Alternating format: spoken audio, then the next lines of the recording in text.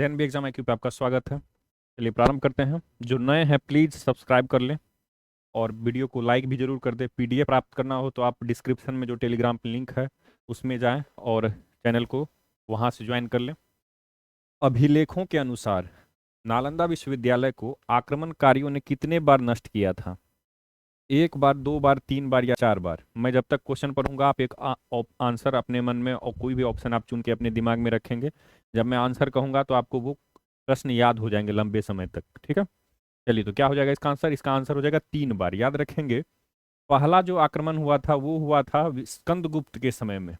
गुप्त time period आपने पढ़ा होगा। ठीक है, तो गुप्त काल के समय में, स्कंदगुप्त के समय में हुआ था। मिहिरकुल, याद रखेंगे, हुन शासक मिहिरकुल आक्रमण किया था उस समय में। ठीक है, फिर बाद में इसे मरम्मत करवा दिया गया। फिर दूसरा आक्रमण कब हुआ था? दूसरा आक्रमण हुआ था जो गौदास ने किया था, याद रखेंगे। तो ये हर्षवर्धन के समय में इन्होंने आक्रमण किया था, फिर इसे मरम्मत कर दिया गया। और तीसरा आक्रमण याद रखेंगे बख्तियार खिलजी के टाइम पीरियड में हुआ था। लेकिन आपको दो चीजें याद रखनी है।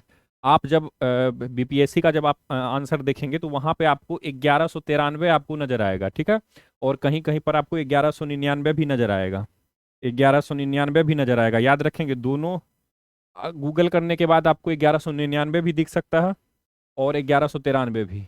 हजारीबाग में बिहार स्टूडेंट्स कॉन्फ्रेंस का 16वां अधिवेशन कब हुआ था? 16वां अधिवेशन 1921, 1923, 1922 या 1924? इसका आंसर क्या होगा? इसका आंसर हो जाएगा 1921 में। याद रखेंगे कब? 1921 में। अच्छा, ये जो बिहारी छात्र सम्मेलन है ये कब से प्रारंभ किया गया था? 1906 से प्रारंभ किया गया था। कहाँ से?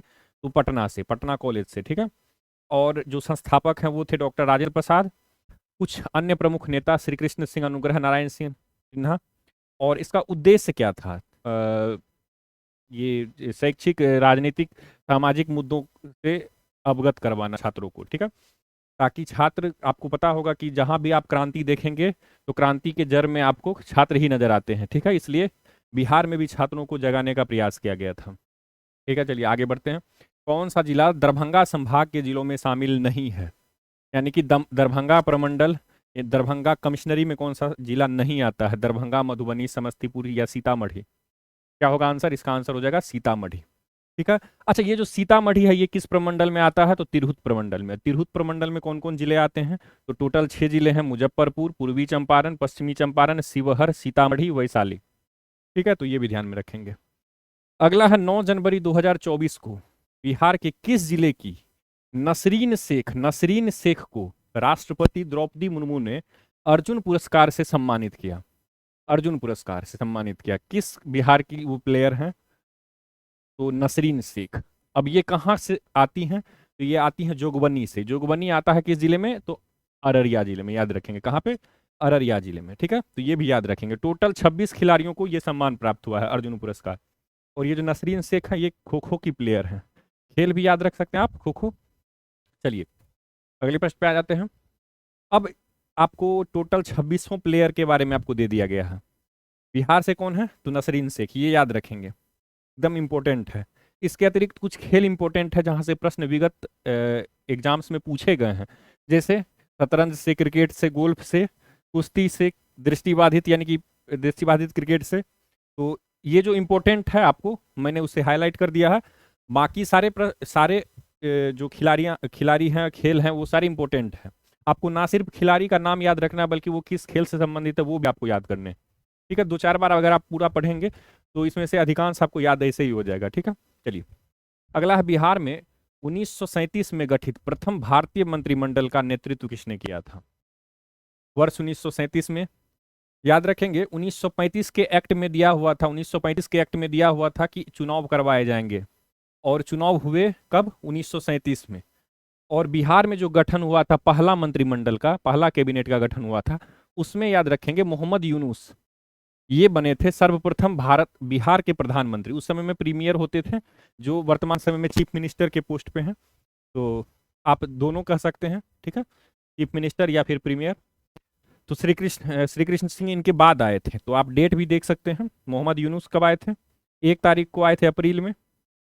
19 साल तक रहे थे ये, और फिर 20 साल से लेकर के 31/10/1939 तक श्री कृष्ण सिंह ने कैबिनेट चलाया था। ठीक है, अगला है 9 दिसंबर 1946 में संविधान सभा का गठन हुआ। बिहार से संविधान सभा के लिए कितने सदस्य चुने गए थे? 16 सदस्य, 26 सदस्य, 36 सदस्य या 46 सदस्य? संविधान सभा में याद रखेंगे बिहार से टोटल कितने सदस्य थे, तो आंसर होगा 36 सदस्य। याद रखेंगे कितने सदस्य? 36। ठीक है, तो ये कुछ इंपॉर्टेंट नाम भी याद रख सकते हैं। अनुग्रह नारायण सिन्हा, सच्चिदानंद सिन्हा, राजेंद्र प्रसाद, जगजीवन राम, श्यामानंदन सहाय, सच्चिदानंद सिन्हा। ठीक है, तो ये सारे नाम आपको याद रखने हैं। इंपॉर्टेंट आपको एक चीज और भी है, अस्थाई सदस्य और अस्थाई सदस्य, अस्थाई अध्यक्ष और अस्थाई अध्यक्ष दोनों जो थे वो बिहार से थे। ठीक है, तो ये भी ध्यान में रखेंगे। चलिए, अगला है राजेंद्र प्रसाद ने किसे पाकिस्तान का जन्मदाता माना है? Mohammad Jinnah, Lord Minto, Lord Mountbatten, Liaquat Ali Khan. Rajendra Prasad ने किसे पाकिस्तान का जन्मदाता माना है? आंसर क्या हो जाएगा? आंसर हो जाएगा लॉर्ड मिंटो को। ठीक है, तो ये याद रखेंगे। पृथक निर्वाचन वाला जो कंसेप्ट है वो किसने लाया था?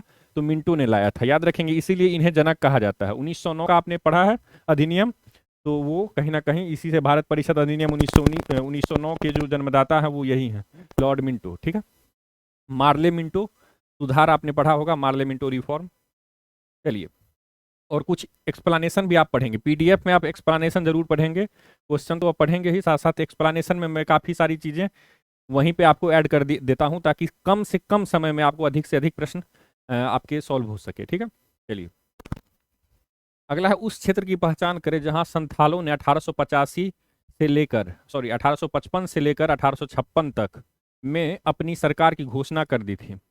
मुंगेर से भागलपुर, गया से मुंगेर, भागलपुर से राजमहल, शाहाबाद से गया। क्या होगा? याद रखेंगे, दामन ए कोह। दामन ए कोह किसे कहा जाता है? भागलपुर से राजमहल तक की जो क्षेत्र है वो दामन ए कोह में आता है। ठीक है, ये भी ध्यान में रखेंगे। क्या? दामन ए कोह, दामन ए कोह, दामन ए कोह याद रखेंगे।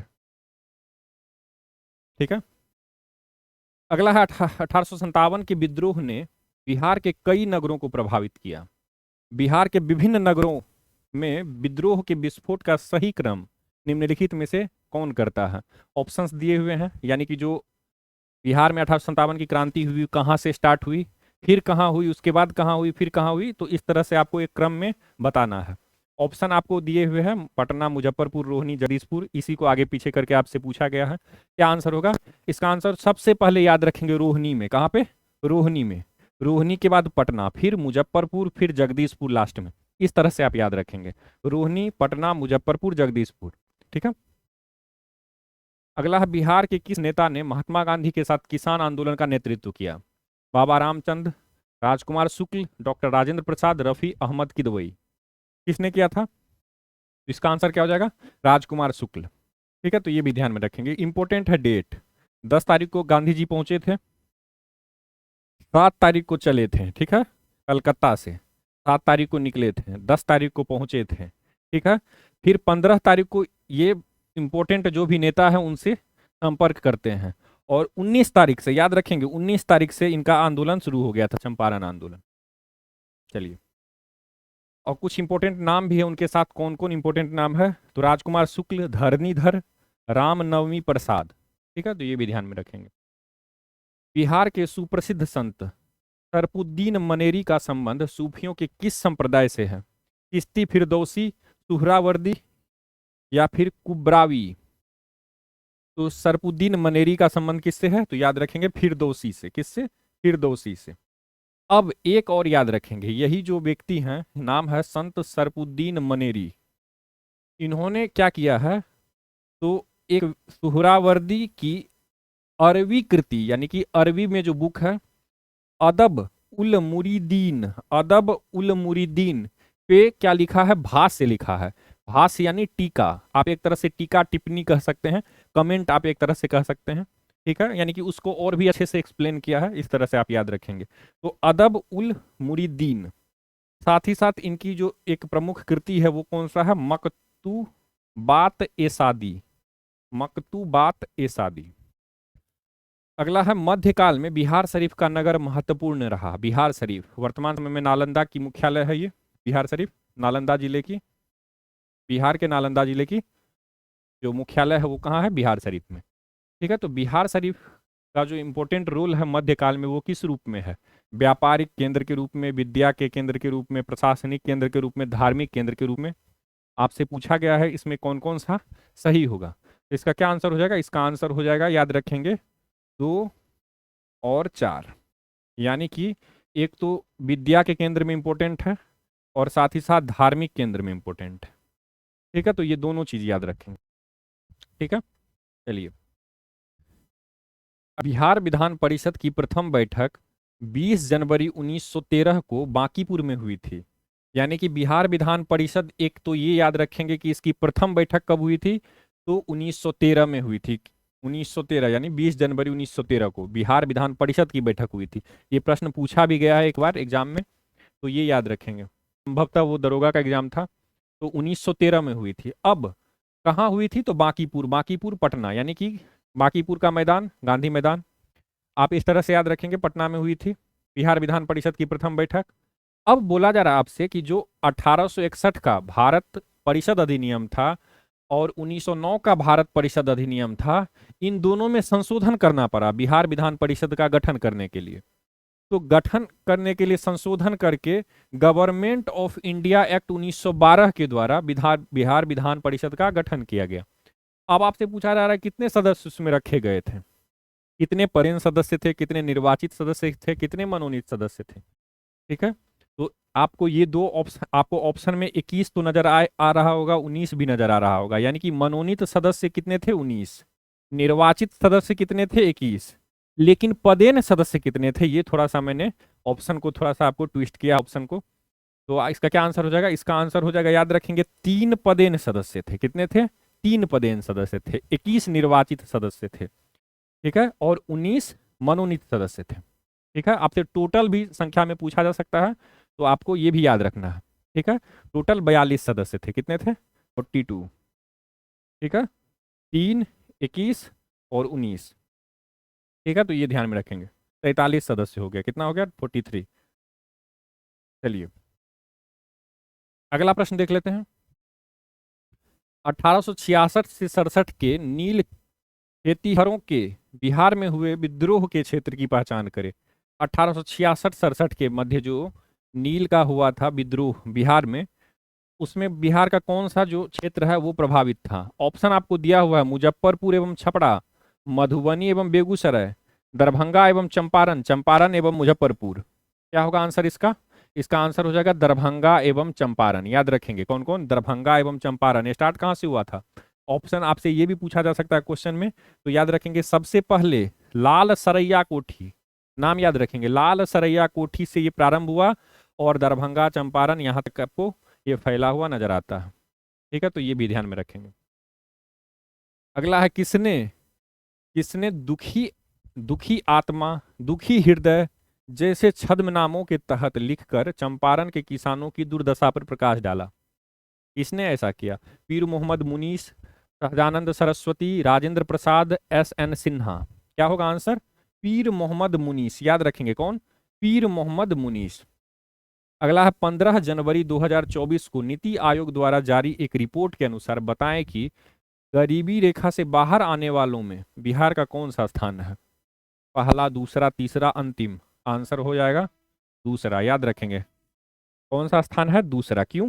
पहला स्थान पे है उत्तर प्रदेश, जहां से लगभग 6 करोड़ लोगों को वर्ष, याद रखेंगे, 2005 से, इस तरह से याद रखेंगे, 2021 तक। ठीक है, तो 2005 से 21 तक के मध्य में उत्तर प्रदेश से लगभग 6 करोड़ को, बिहार से लगभग 4 करोड़ को, मध्य प्रदेश से लगभग 2 करोड़ को। ठीक है, इस तरह से आप याद रख सकते हैं। एकदम एक्यूरेट डाटा आपको वैसे याद रखनी चाहिए। 3.77 करोड़, यानी कि 3,77,00,000। चलिए, बाकी एक्सप्लेनेशन में आपको और भी चीजें दी गई है, उसे भी आप पढ़ेंगे। बिहार अभियान से संबंधित बेमेल विकल्प चुने। बिहार अभियान से संबंधित 1225 ईस्वी में बलबन का बिहार बंगाल पर अभियान, 1324-25 में गयासुद्दीन तुगलक का बिहार अभियान, 1359-60 ईस्वी में फिरोज शाह का बिहार अभियान, 1504 में सिकंदर लोदी का बिहार अभियान। कौन सा बेमेल है, असत्य है, गलत है, कौन सा? क्या हो जाएगा आंसर? आंसर हो जाएगा 1225 में बलबन का नहीं, बल्कि किसका था अभियान?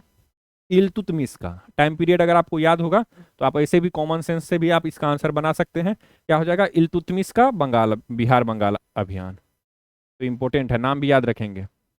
ठीक है, चलिए अगला है, बिहार की जीआई टैग वाले उत्पादों का कौन सा विकल्प गलत है? जीआई टैग वाले, पीपली वर्क एप्लिक, पश्चिमी चंपारण का मिर्चा धान, मिथिलांचल का सिक्की ग्रास हैंडीक्राफ्ट, भागलपुर की सुजनी कढ़ाई। तो आपसे पूछा जा रहा है कि कौन सा जीआई टैग जो कि बिहार का है इसमें से गलत है? तो आंसर क्या हो जाएगा? आंसर हो जाएगा भागलपुर की सुजनी कढ़ाई। अगर ध्यान से देखेंगे तो भागलपुर नहीं होगा, कहाँ होगा? मुजफ्फरपुर की सुजनी कढ़ाई। याद रखेंगे, कहाँ की? मुजफ्फरपुर की सुजनी कढ़ाई। ठीक है, बाकी और भी है नाम, आप उसे भी पढ़ेंगे। मधुबनी पेंटिंग है, मुजफ्फरपुर की शाही लीची है। ठीक है, भागलपुर का कतरनी चावल, मिथिला का मखाना, भागलपुर का जर्दालू आम, मगही पान, पश्चिमी चंपारण का मिर्चा धान, मिथिलांचल का सिक्की ग्रास हैंडीक्राफ्ट, मुजफ्फरपुर की सूजनी कढ़ाई, भागलपुर का सिल्क, नालंदा का सिलाव खाजा, भागलपुर की मंजूषा कला, पीपली वर्क। ठीक है, तो टोटल अभी तक में 13 जीआई टैग है, तो ये भी याद रखेंगे। बिहार से संबंधित असत्य कथन चुने। असत्य कथन कौन सा है? पहला कथन है, सर्वाधिक क्षेत्रफल वाले 3 जिले घटते क्रम में है पश्चिमी चंपारण, गया, पूर्वी चंपारण। फिर आपसे पूछा गया है, सबसे कम क्षेत्रफल वाले 3 जिले बढ़ते क्रम में शिवहर, अरवल, शेखपुरा। सर्वाधिक साक्षरता दर वाले 3 जिले रोहतास, पटना, भोजपुर। न्यूनतम साक्षरता दर वाले 3 जिले बांका, सीतामढ़ी, कटिहार। आपसे पूछा जा रहा है कौन सा असत्य कथन है। ठीक है, तो अगर ध्यान से अगर आप देखेंगे तो यहाँ पे आपको बांका गलत नजर आएगा। न्यूनतम साक्षरता दर में, ठीक है, न्यूनतम साक्षरता दर में सबसे कम जो साक्षरता दर है वो है कहाँ का? वो है पूर्णिया का। याद रखेंगे, कहाँ का है? पूर्णिया का, 51.08%। बाकी सारे विकल्प सही हैं, तो आप इसे भी एक बार जरूर याद रखेंगे। निम्नलिखित में से बिहार के किस बालक अथवा बालिका को प्रधानमंत्री राष्ट्रीय बाल पुरस्कार 2024 से सम्मानित किया गया है? मोहम्मद हुसैन, पल साक्षी, धीरज नारायण, मंजीत सिंह। कौन से वो बालक हैं या बालिका हैं? तो आंसर क्या हो जाएगा? मोहम्मद हुसैन। नाम याद रखेंगे, क्या है? मोहम्मद हुसैन। टोटल 19 बच्चों को दिया गया था। मोहम्मद हुसैन को कला और संस्कृति के क्षेत्र में उन्हें चयनित किया गया था। ठीक है, अगला है, हाल ही में किस स्टार्टअप को बिहार का best startup of the year का पुरस्कार से सम्मानित किया गया है? Agrix, Agrotech, Flow Apis, Medivizor private limited या Godrika digital labour private limited. Answer क्या हो जाएगा? Medivizor private limited. याद रखेंगे, Medivizor private limited. Neeraj Kumar Jha, वो व्यक्ति कौन है? नीरज कुमार झा, जिनका ये कंपनी है। ठीक है, संस्थापक कौन है मेडिवाइजर के? नीरज कुमार झा। अब महिला को भी दिया गया है। ठीक है, तो ये याद रखेंगे, बेस्ट महिला लीडरशिप के लिए, बेस्ट महिला नेतृत्व के लिए आस्था सिंह को दिया गया है, क्योंकि इनका जो कंपनी है उसका नाम क्या है? ग्रामश्री किसान प्राइवेट लिमिटेड। टोटल 12 क्षेत्रों में ये बेहतर काम करने वालों को पुरस्कृत किया गया है। स्टार्टअप क्या होता है? कोई भी नया कंपनी को स्टार्टअप कहते हैं। ठीक है, तो ये भी ध्यान में रखेंगे। चलिए अगला है, हाल ही में बिहार चुनाव आयोग द्वारा जारी मतदाता सूची के अनुसार बताएं कि बिहार में अब वोटरों की संख्या कितनी हो गई है। ठीक है, तो 2 इलेक्शन है, लोकसभा का चुनाव हो चुका है, विधानसभा का चुनाव होने वाला है। तो इंपॉर्टेंट हो जाता है आपको वोटरों की संख्या याद रखना है। कितना है टोटल? ऑप्शन है 9 करोड़ 86 लाख, 8 करोड़ 87 लाख, 7 करोड़ 64 लाख या 6 करोड़ 65 लाख। क्या होगा आंसर? इसका आंसर हो जाएगा 7 करोड़ 64 लाख। याद रखेंगे कितना? 7 करोड़ 64 लाख 33,329। 7 करोड़ 64 लाख 33,329। ठीक है, तो ये भी याद रखें। कुछ और भी इंपॉर्टेंट फैक्ट्स हैं, वो भी आप पढ़ेंगे। आप यहाँ भी पॉज करके पढ़ सकते हैं, अथवा आपको जो पीडीएफ उपलब्ध करवाया जाएगा उस पर भी आप पढ़ सकते हैं। ठीक है, तो जरूर पढ़ें आप। इंपॉर्टेंट रहता है, जो भी इंपॉर्टेंट रहता है उसे मैं आपके लिए एक्सप्लेनेशन में रखता हूँ। अगला है, राज्य के गरीब परिवारों की आर्थिक दशा सुधारने के लिए उद्योग विभाग बिहार सरकार ने हाल ही में कितने करोड़ रुपए की स्वीकृति दी है? ऑप्शन है 1,000 करोड़, 1,100 करोड़, 1,250 करोड़, 1,380 करोड़। क्या हो जाएगा आंसर? इसका आंसर हो जाएगा 1,250 करोड़। याद रखेंगे, 250 करोड़ तो पिछले बार का था। ठीक है, तो आपको इस तरह से याद रखना है, टोटल 1,250 करोड़। ठीक है, की स्वीकृति दी गई है। बिहार लघु उद्योग उद्यमी योजना, ये भी इंपॉर्टेंट है। किसके तहत खर्च की जाएगी ये राशि? बिहार लघु उद्यमी योजना। ठीक है। टोटल परिवारों की संख्या अगर बात कीजिए तो बिहार में कितना है, तो 2,76,68,930 परिवार है। ठीक है। चलिए, और भी इंपॉर्टेंट है, मासिक आय 6,000 से कम है। अच्छा, बिहार सरकार किसे गरीब मानती है, अगर आपसे पूछा जाए प्रश्न कि बिहार सरकार किसे गरीब मानती है, तो आप एक नॉलेज आप रखेंगे कि 6,000 रुपये से कम जिसकी मासिक आय है, जिसकी मंथली इनकम 6,000 से कम है, बिहार सरकार के अनुसार वो गरीब है। चलिए, और गरीबी की परिभाषा पे तो मैंने एक प्रॉपर वीडियो भी दिया है गरीबी पर मेरा, आप प्ले लिस्ट में जाएंगे तो गरीबी पर प्रॉपर एक वीडियो है, उससे आप बहुत सारे प्रश्नों का आपको वहाँ पे जवाब मिल जाएगा, स्पेशली मेंस के लिए वो बनाया गया है। चलिए, अगला प्रश्न देखते हैं। 2024 में 75वें गणतंत्र दिवस पर गांधी मैदान पटना में निकली गई झांकियों में किस विभाग की झांकी को पहला पुरस्कार से सम्मानित किया गया। 2024 में कौन सा गणतंत्र दिवस था, तो याद रखेंगे 75वां गणतंत्र दिवस था। ठीक है। तो आपसे पूछा जा रहा है कि पहला पुरस्कार किस विभाग को दिया गया था झांकी में। ऑप्शन है नगर विकास एवं आवास विभाग, खेल प्राधिकरण, कृषि या फिर विधि विभाग को। आंसर याद रखेंगे क्या होगा, नगर विकास एवं आवास विभाग को। ठीक है, पहला पुरस्कार दिया गया था। ठीक है, तो ये भी ध्यान में रखेंगे। अब कुछ और भी आपको इंपॉर्टेंट याद रखने वाला चीज है ये, क्या कि इनका जो जो थीम था, जो विषय था जिस पर ये झांकी इन्होंने बनाया था, वो क्या था, कबार से कमाल। ठीक है, वेस्ट से कमाल, इस तरह से आप याद रख सकते हैं। दूसरे नंबर पे खेल विभाग, तीसरे पे विधि विभाग, आप इस तरह से याद रख सकते हैं। विधि और कृषि संयुक्त रूप से था। ठीक है, खेल प्राधिकरण के बाद विधि और कृषि विभाग संयुक्त रूप से तीसरे नंबर पे था। तो 1 2 3 तीनों याद रखने हैं आपको। चलिए, अगला, केंद्रीय गृह मंत्रालय ने गणतंत्र दिवस 2024 के अवसर पर पूरे भारत से police, fire service, home guard और सिविल डिफेंस और सुधार सेवा के कुल कुल 1132 कर्मचारियों को वीरता पुरस्कार दिया है। वीरता और सेवा पदक कितने को दिया है, 1132 कर्मचारी को। कौन दिया है, तो गृह मंत्रालय। ठीक है, माननीय अमित शाह जी के द्वारा दिया गया। ठीक है, केंद्रीय गृह मंत्रालय उन्हीं के पास है। तो आपसे पूछा जा रहा है कि बिहार पुलिस के कितने पदाधिकारियों व कर्मियों को सम्मानित किया गया है, यानी कि 1132 में से कितने बिहार से हैं। ऑप्शन है 25, 125, 1125, इनमें से कोई नहीं। क्या होगा आंसर, इसका आंसर हो जाएगा 25, याद रखेंगे कितने, 25। ठीक है। चलिए, अगला है, गंगा के मैदान में मानव बस्ती का प्राचीनतम अवशेष कहाँ मिलता है। गंगा के मैदान में बागोर, आदमगढ़, कालपी, टेरी। प्रश्न को आप हमेशा जब भी आप एग्जाम में जाएं तो प्रश्न को 2 बार 3 बार अच्छे से पढ़ें। क्यों, यहाँ पे आप ऑप्शन में देखेंगे तो संभवतः आप गलत भी बना सकते हैं, लेकिन आपको यहाँ पे दिया हुआ है गंगा के मैदान में, ये इंपॉर्टेंट है। ऑप्शन देखेंगे अगर आप तो यहाँ पे आपको कौन सा नजर आ जाएगा, कालपी। ठीक है, तो ये आंसर हो जाएगा। ठीक है, नहीं तो आप संभवतः आदमगढ़, बागूर, इस तरह के ऑप्शन पे आप जाते हैं। अब ये कहाँ से आपको आया है, तो JN पांडे का पुरातत्व विमर्श है इसका स्रोत। ठीक है, तो ये भी ध्यान में रखेंगे। चलिए, अब आप ऑप्शन अगर ध्यान से पढ़ते हैं तो जो भी अतिरिक्त, जैसे बागोर है, आदमगढ़ है, तेरी है, ये सारे जो है वो गंगा के मैदान में नहीं आते हैं। ठीक है, तो वो मैदान से बाहर है, तो आप यहां से भी आप देख सकते थे। ठीक है। चलिए, अगला है, ऋग्वेद के किन सूक्तों में भारतीय नाटक की अंकुर अवस्था का होना माना जाता है, यानी कि भारतीय नाटक की शुरुआत। विवाह सूक्त, संवाद सूक्त, आश्री सूक्त, पुरुष सूक्त। कौन से सूक्त में भारतीय नाटक की, ड्रामा की, आंसर क्या हो जाएगा, आंसर हो जाएगा संवाद सूक्त। ठीक है, तो ये ध्यान में रखेंगे, कहाँ, संवाद सूक्त। ठीक है, तो याद रखेंगे, ये इग्नू बुकलेट में ये प्रश्न है, तो आप इससे भी याद रखेंगे। चलिए, यहाँ पे आपको PCS UPSC तक के प्रश्न आपको इसमें इंक्लूड किए गए हैं। प्रीवियस ईयर क्वेश्चंस भी है, नए क्वेश्चंस भी हैं, क्योंकि आपका कमेंट आता है तो आपको मैं बता देना चाहता हूं कि हर प्रकार के प्रश्न को इसमें शामिल, जो भी इंपॉर्टेंट हो सकता है, स्पेशली डिजाइंड है ये BPSC के लिए, 17th BPSC के लिए। ठीक है, तो आप इसे बार बार देखें, हर सेट को बार बार देखें, ताकि आपको बहुत सारे प्रश्न याद हो जाए, कॉन्फिडेंस आपका बढ़ेगा, तो ऑटोमेटिकली आपके नंबर आपको ज़्यादा गेन होंगे। ठीक है।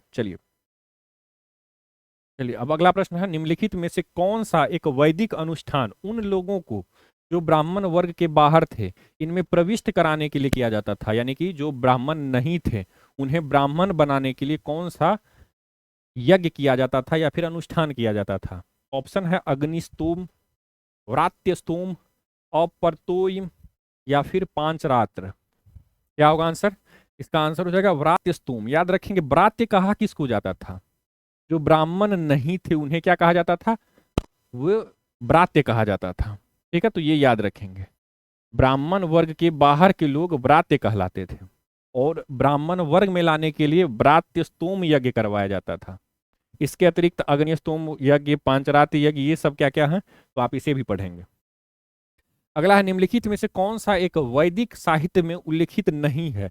निष्क, शतमान, हिरण्यपिंड, करसापन, कौन सा वैदिक साहित्य में नहीं है? यहां भी ध्यान में रखेंगे, वैदिक साहित्य में नहीं है। ठीक है, क्या होगा आंसर? इसका आंसर हो जाएगा करसापन। ठीक है, ये याद रखेंगे, कौन सा? करसापन। निष्क है, शतमान है, हिरण्यपिंड है, ठीक है, पाद है, कृष्णल है, ये सारे माप की विभिन्न इकाइयां हैं।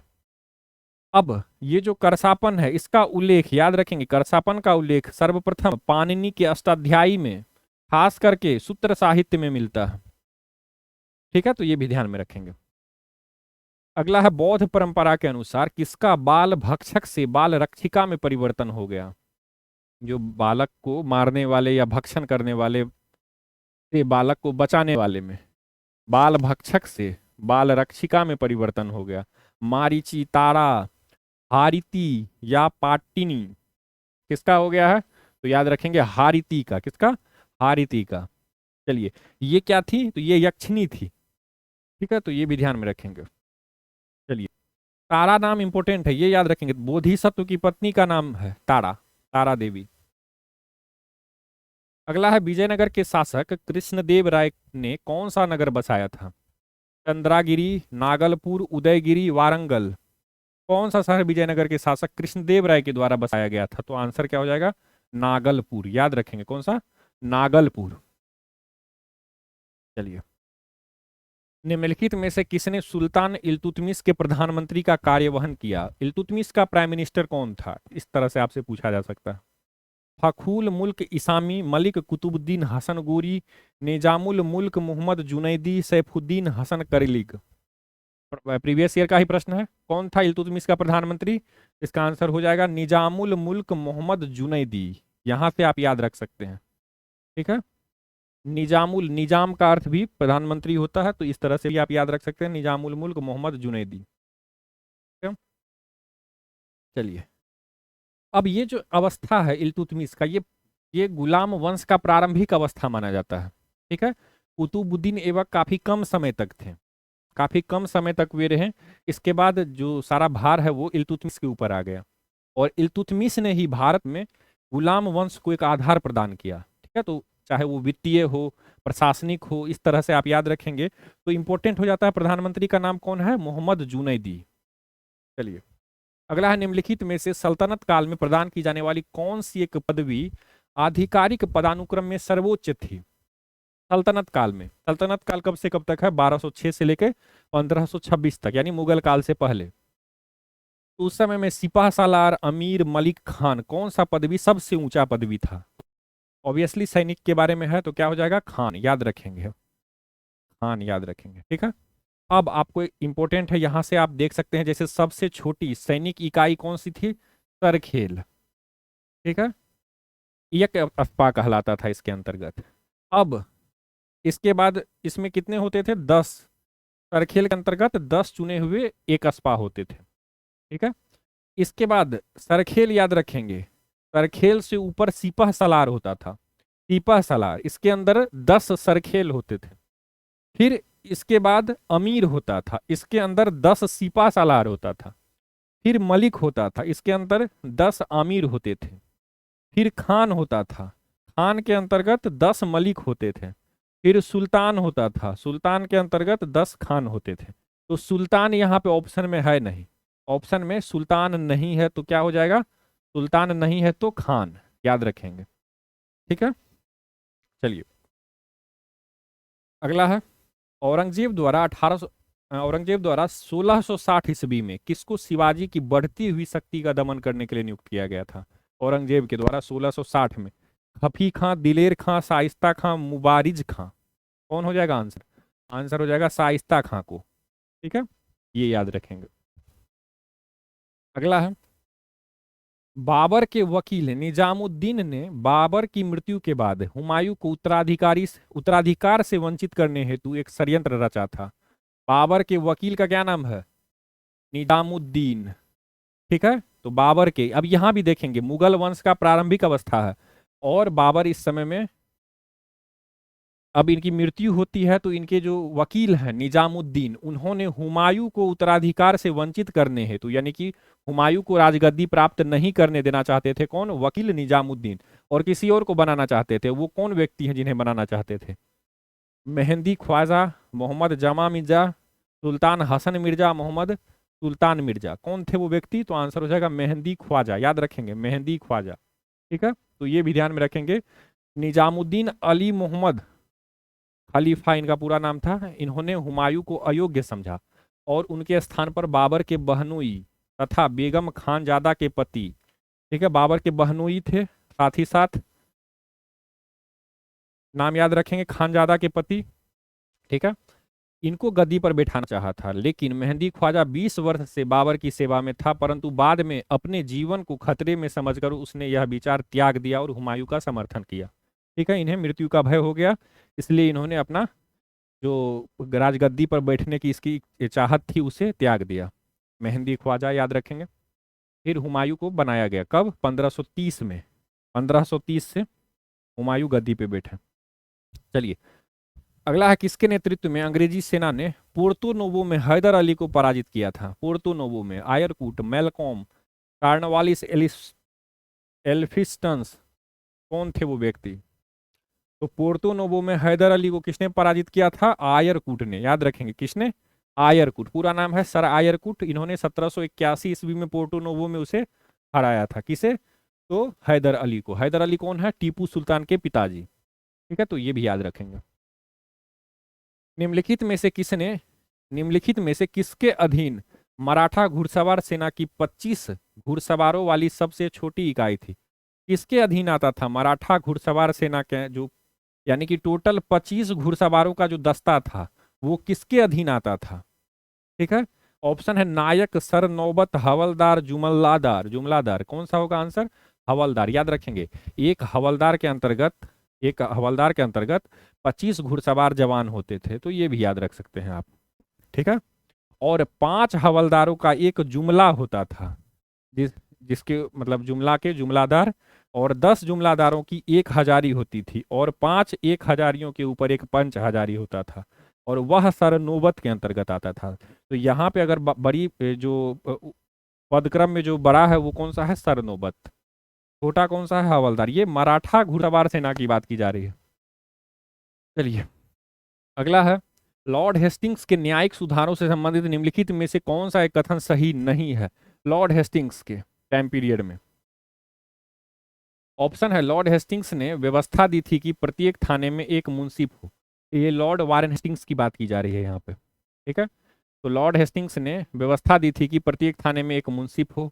मुंसिफों को 500 रुपये तक के मूल्य के वाद पर, यानी कि केस पर सुनवाई करने की अनुमति मिली थी। मुंसिफों को के न्याय निर्णयों को दीवानी अदालत के न्यायाधीशों द्वारा पुष्टि किया जाना होता था। मुंसिफों की नियुक्ति दीवानी अदालत के न्यायाधीशों द्वारा की जानी होती थी, यद्यपि उनके अनुमोदन का अधिकार प्रांतीय अपील कोर्ट, यानी प्रोविंशियल कोर्ट ऑफ अपील में निहित था। तो क्या होगा आंसर? इसका आंसर क्या हो जाएगा? इसका आंसर हो जाएगा, लॉर्ड हेस्टिंग्स ने व्यवस्था दी थी कि प्रत्येक थाने में एक मुंसिफ हो। ये बात गलत है। मुंसिफ कहाँ होगा? जिला न्यायालय में। ठीक है, तो ये याद रखेंगे। और 500 रुपए तक के वाद को सुनवाई करने की इन्हें अनुमति मिली हुई थी। उस समय में 500 रुपए काफी होते थे आज के समय की तुलना में।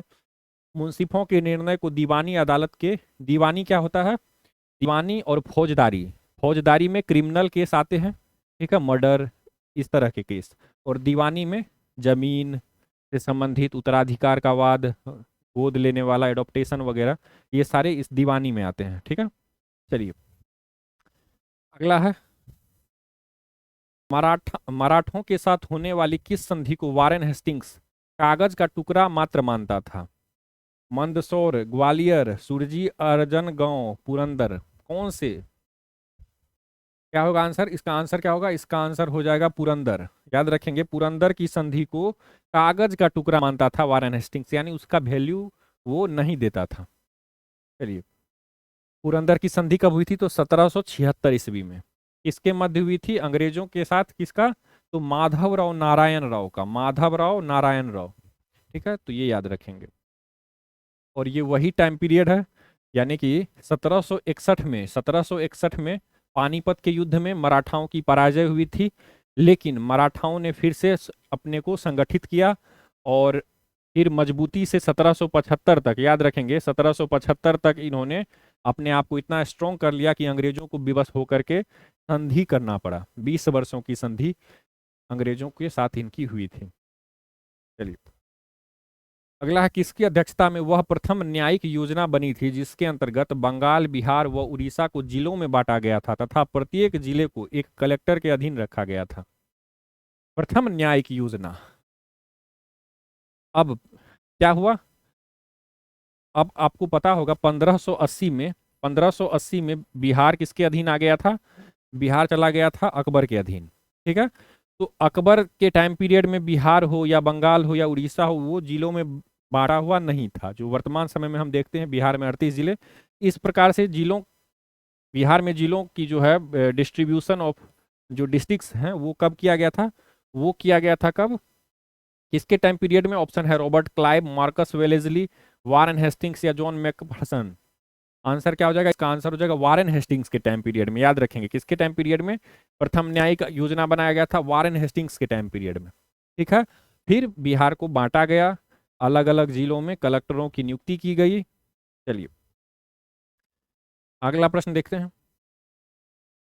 मॉन्टेग्यू के 20 अगस्त 1917 के घोषणा पत्र में क्या अंतर्विष्ट था? मॉन्टेग्यू घोषणा पत्र। ठीक है, ऑप्शन है, मतलब कूट दिया हुआ है, कौन कौन इसमें से सही होगा आपको ये पूछा जा रहा है। पहले तो आपको ये याद रखना होगा मॉन्टेग्यू घोषणा पत्र कब आया था? तो 20 अगस्त 1917 को। 20 अगस्त 1917 को, डेट इंपॉर्टेंट है, ये भी याद रखेंगे। अब आपसे बोला जा रहा है कि प्रशासन की प्रत्येक शाखा में भारतीय की बढ़ती भागीदारी, यानी कि प्रशासन में भारतीयों की भागीदारी बढ़नी चाहिए। स्वशासी संस्थाओं का क्रमिक विकास। ठीक है, जो भी इंस्टीट्यूशंस हैं उसमें क्या होना चाहिए? स्वशासन लाना चाहिए। इसके बाद ब्रिटिश साम्राज्य से स्वतंत्र उत्तरदायी सरकार का गठन। इस नीति का उत्तरोत्तर चरणों में विकास प्राप्त करना। उत्तरोत्तर मतलब बाद के टाइम पीरियड में इस नीति का और इस नीति को और विकास करना। ठीक है, तो इस तरह से याद रखेंगे। तो घोषणा पत्र में क्या अंतर्विष्ट था? क्या क्या अंतर्विष्ट था? और क्या होगा इसका आंसर? इसका आंसर हो जाएगा बस 3 ये नहीं था। ठीक है, बाकी सारे थे। प्रशासन की प्रत्येक शाखा में भारतीयों को बढ़ाया जाए। ठीक है, स्वशासी संस्थाओं का क्रमिक विकास कीजिए। क्यों? आप देखिए, ये जो टाइम पीरियड है, आप ये टाइम पीरियड देख करके आपको इतिहास का अंदाजा हो जाएगा। ये वही टाइम पीरियड है जिस टाइम पीरियड में होम रूल आंदोलन चला था। होम रूल आंदोलन। ठीक है, एनी बेसेंट और तिलक, इन दोनों के कारण इंडिया में होम रूल, स्वशासन की बात काफी बड़े असर पर होने लगी थी।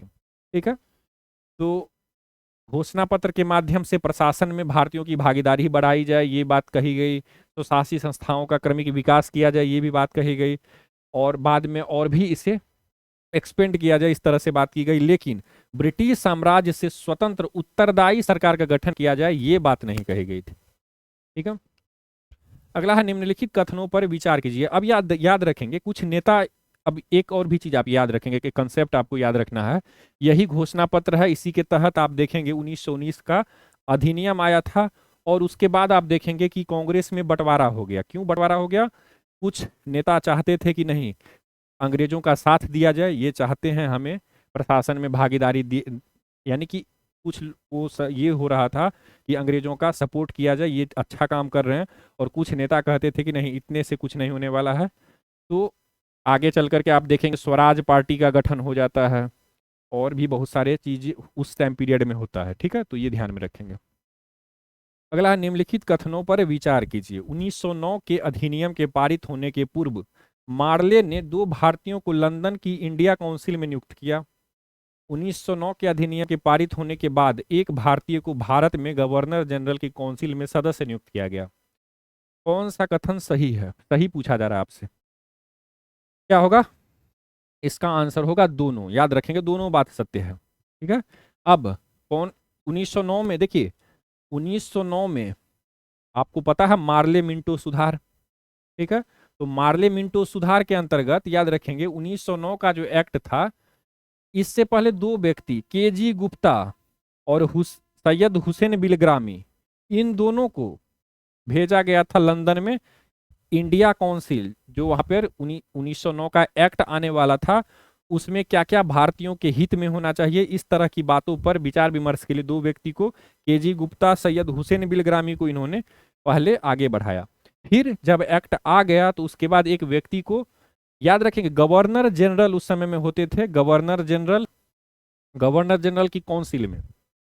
ठीक है। तो ये भी ध्यान में रखेंगे। जो वर्तमान समय में वायसराय कब बोला जाता था उन्हें, अब याद रखेंगे। देखिए वायसराय तब उन्हें कहा जाता था जब एक प्रकार से राजदूत, आप जानते होंगे राजदूत, अब अंग्रेज के जो राजा थे, ब्रिटेन के जो राजा थे, उनके राजदूत के रूप में वायसराय कार्य करते थे। वायसराय नाम से वो कार्य करते थे। ठीक है। और भारत के अलग अलग देशी राजाओं के साथ जब वो जाते थे मीटिंग करने के लिए, तो उस समय में उन्हें वायसराय कहा जाता था, यानी कि वो अंग्रेज के राजा के राजदूत के रूप में आते थे। लेकिन जब वो शासन करते थे इंडिया में, तो उन्हें गवर्नर जनरल का जो ऑफिस है वो संभालना होता था। तो गवर्नर जनरल का जो काउंसिल है, इसमें याद रखेंगे एक सदस्य को नियुक्त किया गया था। वो कौन सदस्य थे? S P Sinha. कौन थे वो व्यक्ति? Sir S P Sinha. ठीक है। तो गवर्नर जनरल जो कार्य करते थे, उसमें जो जिस ग्रुप के साथ वो मीटिंग करके किसी कार्य को आगे बढ़ाते थे, उस ग्रुप में इन्हें शामिल किया गया। तो बहुत बड़ी बात है। एसपी सिन्हा का नाम याद रखेंगे। चलिए, आचार्य विनोबा भावे की जो अपने भूदान आंदोलन के माध्यम से भू सुधार अथवा भूमि वितरण करना चाहते थे, प्रथम भूदान 18 अप्रैल 1951 को किस ग्राम में प्रारंभ हुआ था? प्रथम भूदान आंदोलन किसके द्वारा? आचार्य विनोबा भावे के द्वारा। ठीक है। कब हुआ था? 18 अप्रैल 1951 को, आजादी के बाद। ठीक है। अब देखिए यहाँ पे डिस्ट्रीब्यूशन ऑफ वेल्थ कंसेप्ट आता है। बहुत सारे देश में आपने देखा होगा, बहुत सारे देशों में क्रांति होती है। क्रांति के बाद लोगों का जो मांग होता है कि जितने भी सरकारी संपत्ति है वो सारे व्यक्तियों में बांटा जाए, धन का वितरण हो अच्छे से। तो भारत में जो कंसेप्ट लाया गया था, वो क्या कंसेप्ट लाया गया था?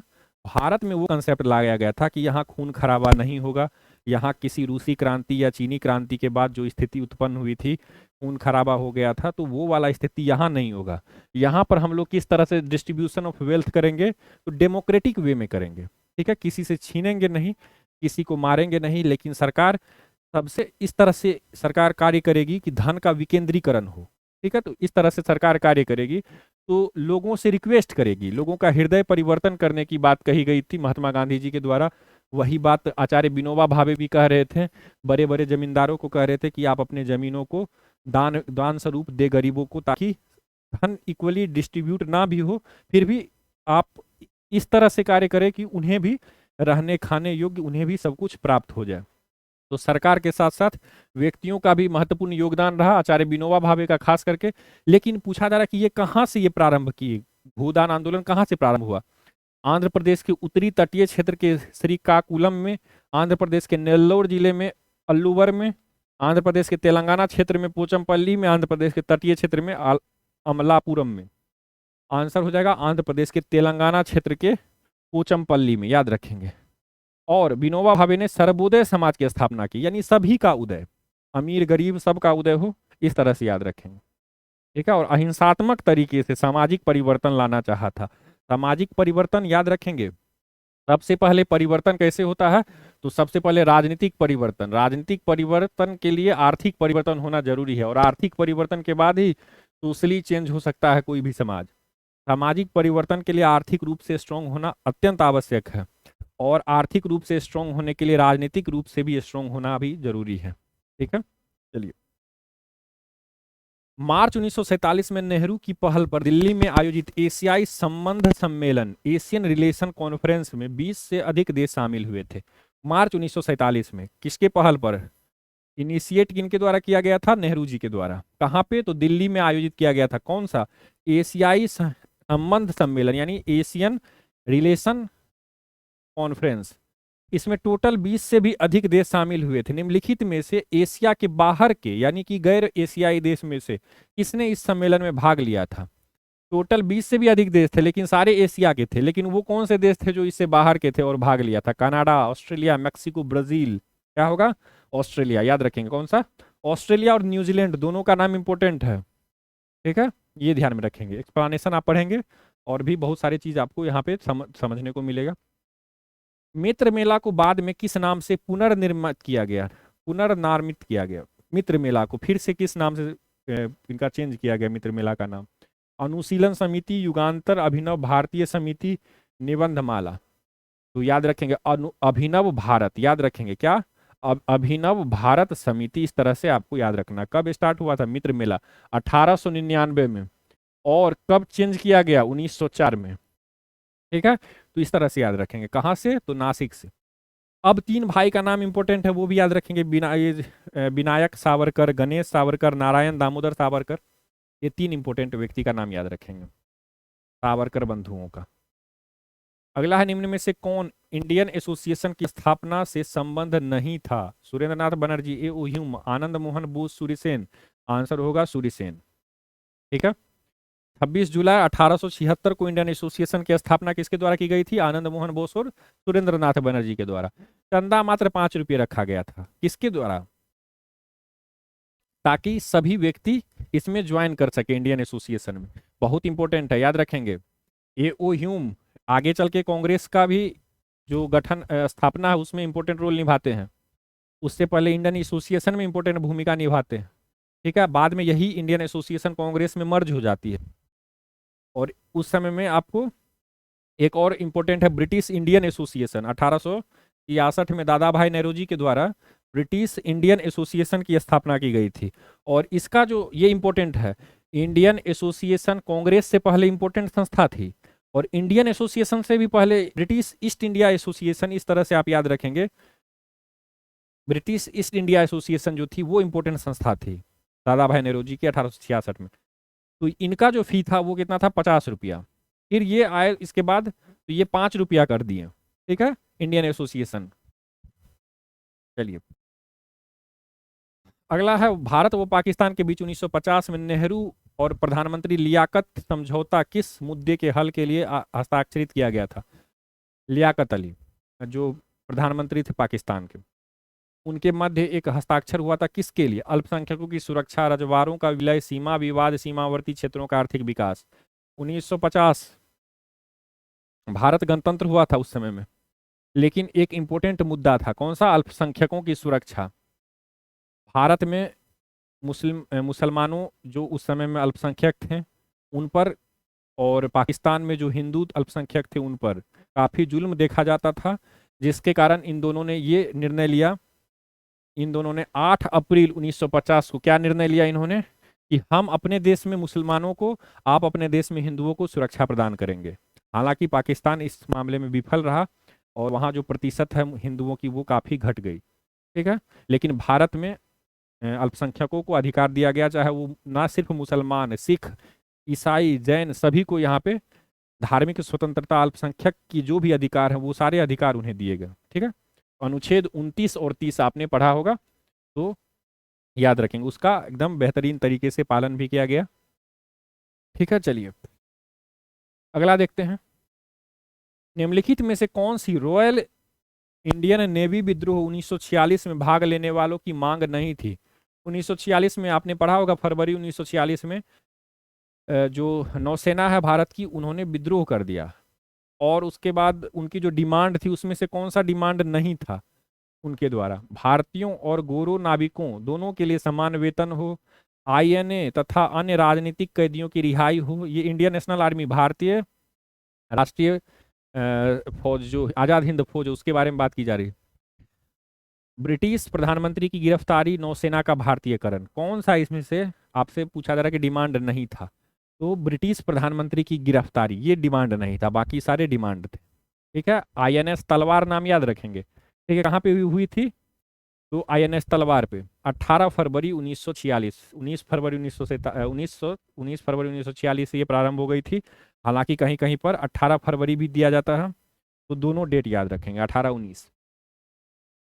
अगला है, किसकी अध्यक्षता में कलकत्ता में सितंबर 1920 में कांग्रेस का वह विशिष्ट अधिवेशन हुआ था जिसमें असहयोग का महत्वपूर्ण प्रस्ताव पारित हुआ था? असहयोग, Annie Besant, Lala Lajpat Rai, C R दास, मोतीलाल नेहरू।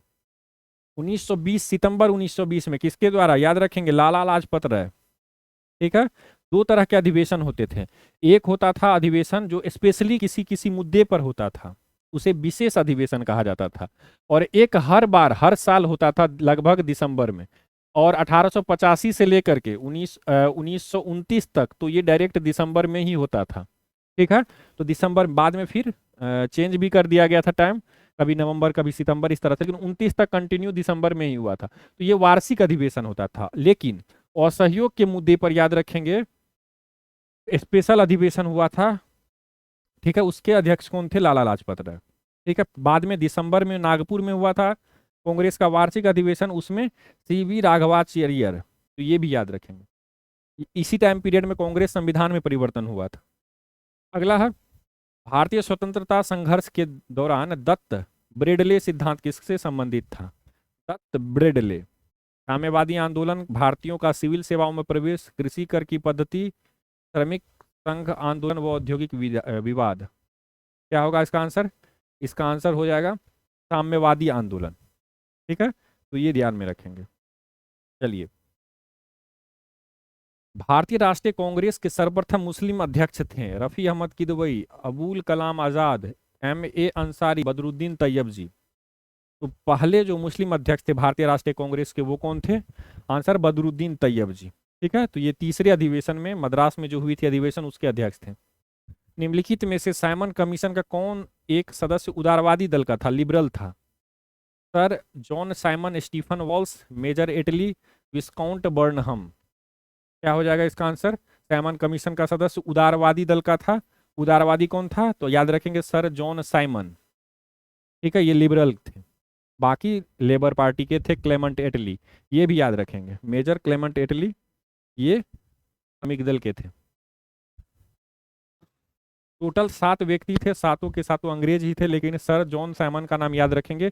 ये अंग्रेज तो थे लेकिन ये लिबरल पार्टी के थे। ठीक है, अब जो लिबरल होता है, जो भी व्यक्ति आप जिसे आप लिबरल मानते हैं, सामान्यतः माना जाता है कि वो मॉडर्न ख्याल के हैं, महिलाओं की शिक्षा को लेकर के, लैंगिक समानता को लेकर के बात करते हैं। इस तरह की जो विचारधारा है वो उदारवादियों की होती है। ठीक है, अगला है, इनमें से कौन सा प्रमुख प्रस्ताव 16 मई 1946 को दिए गए कैबिनेट मिशन के प्रस्तावों में नहीं था? कैबिनेट मिशन में भारत की एकता बनाई रखी जाए, मुस्लिम लीग की पाकिस्तान की मान मांग ली गई, भारत एक संघ होगा जिसमें ब्रिटिश प्रांत तथा देशी रियासतें शामिल होंगी, संविधान निर्मात्री संस्था या संविधान सभा का गठन प्रांतीय विधानसभाओं तथा देशी रियासतों के प्रतिनिधियों द्वारा किया जाए। कौन सा नहीं था आपसे पूछा रहा? कैबिनेट मिशन कब आया था? 16 मई 1946 को। ठीक है, और कैबिनेट मिशन में कौन सा नहीं था?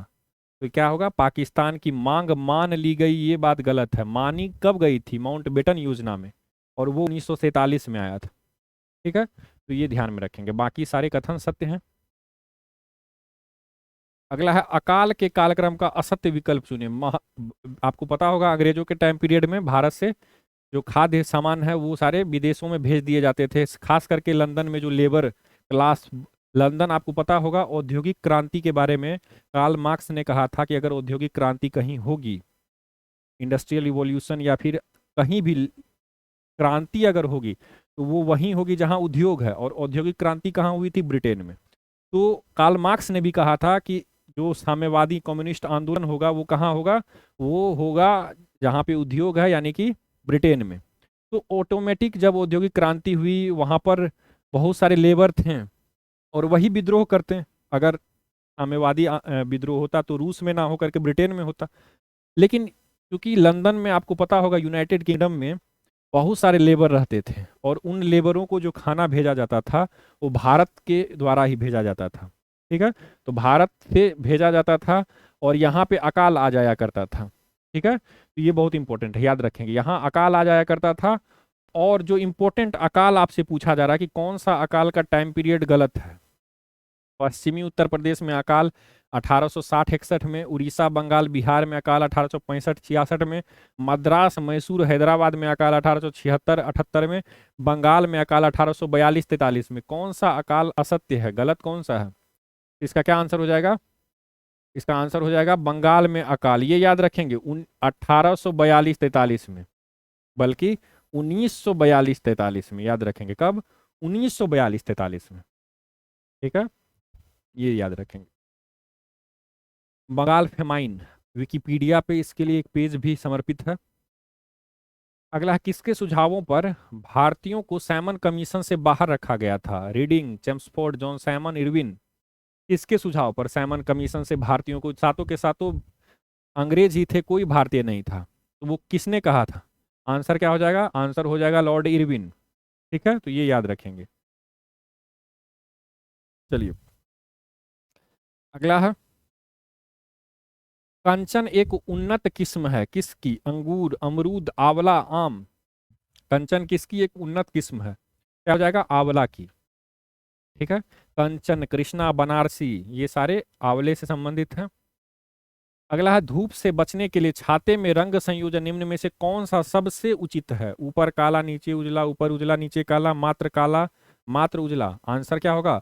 ऊपर उजला, ताकि जो प्रकाश है वो रिफ्लेक्ट कर जाए, और नीचे काला, ताकि गर्मी एब्जॉर्ब कर लिया जाए। ठीक है, प्रसारी विश्व की संकल्पना, यानी कि विश्व फैल रहा है, ये किसका है? किस पर आधारित है? डॉपलर, जीमान, स्टॉर्क, रमन, किसके प्रभाव पर? आंसर होगा डॉपलर प्रभाव पर।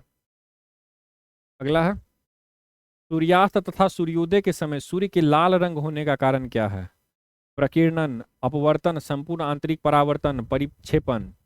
तो लाल होने का कारण क्या है? प्रकीर्णन, याद रखेंगे। सूर्योदय हो या सूर्यास्त हो, उसके टाइम, उस टाइम में प्रकीर्णन के कारण याद रखेंगे सूर्य लाल दिखाई देता है। क्यों? क्योंकि अन्य रंगों की तुलना में सूर्य के प्रकाश में लाल रंग का विचलन कम होता है। ठीक है, तो ये याद रखेंगे। अगला है, खगोलीय दूरदर्शी से बना प्रतिबिंब होता है काल्पनिक छोटा, काल्पनिक बड़ा, वास्तविक छोटा, वास्तविक बड़ा। खगोलीय दूरदर्शी। ठीक है, इससे क्या होगा? काल्पनिक और बड़ा, याद रखेंगे। किसी तारे का रंग दर्शाता है पृथ्वी से दूरी, ज्योति, ताप, सूर्य से दूरी। तारे का रंग क्या दर्शाता है? उसका टेम्परेचर। ठीक है, तो ये याद रखेंगे। निम्नलिखित में से कौन सा मूल तत्व है? रेत, संगमरमर, हीरा, शक्कर। मूल तत्व कौन सा है? हीरा। ठीक है, रेत सिलिकॉन और ऑक्सीजन, संगमरमर कैल्शियम कार्बन ऑक्सीजन, शक्कर कार्बन हाइड्रोजन ऑक्सीजन। ठीक है, इसका कंपाउंड है। अगला है, भारी पानी का अनुभार होता है 18, 36, 20, 54। आंसर होगा 20, याद रखेंगे, 20। इनमें से कौन कोलाइड नहीं है? दूध, आइसक्रीम, खून, शहद। कोलाइड नहीं है आइसक्रीम, याद रखेंगे। कौन सा? आइसक्रीम। ठीक है? पदार्थ का लघुत्तम कण जिनमें मुक्त अस्तित्व की क्षमता हो, परमाणु, न्यूट्रॉन, इलेक्ट्रॉन, अणु। कौन सा होगा? अणु, याद रखेंगे। ठीक है, जल में आसानी से घुलनशील है, कार्बन, अमोनिया, नाइट्रोजन, आयोडीन। जल में कौन आसानी से घुल जाता है? याद रखेंगे, अमोनिया। कौन? अमोनिया। नदी में जल प्रदूषण के निर्धारण के लिए घुली हुई मात्रा मापी जाती है। जल प्रदूषण के निर्धारण के लिए पानी में किस चीज की मात्रा को हम लोग नापते हैं? Chlorine, ozone, nitrogen, oxygen. Answer हो जाएगा ऑक्सीजन, याद रखेंगे। किसकी? ऑक्सीजन की। ग्रेफिन होता है, ग्रेफिन क्या होता है? कार्बन की मिश्र धातु, कार्बन का समस्थानिक, कार्बन का नैनो प्रतिरूप। उपरोक्त में से कोई नहीं। ग्रेफिन क्या होता है? कार्बन का नैनो प्रतिरूप, याद रखेंगे। ठीक है, निम्नलिखित में ब्रह्मांड में कौन सर्वाधिक पाया जाने वाला तत्व है? Hydrogen, nitrogen, carbon, oxygen. ब्रह्मांड में सबसे ज्यादा पाया जाने वाला तत्व कौन सा है? आंसर हो जाएगा हाइड्रोजन, याद रखेंगे। ठीक है,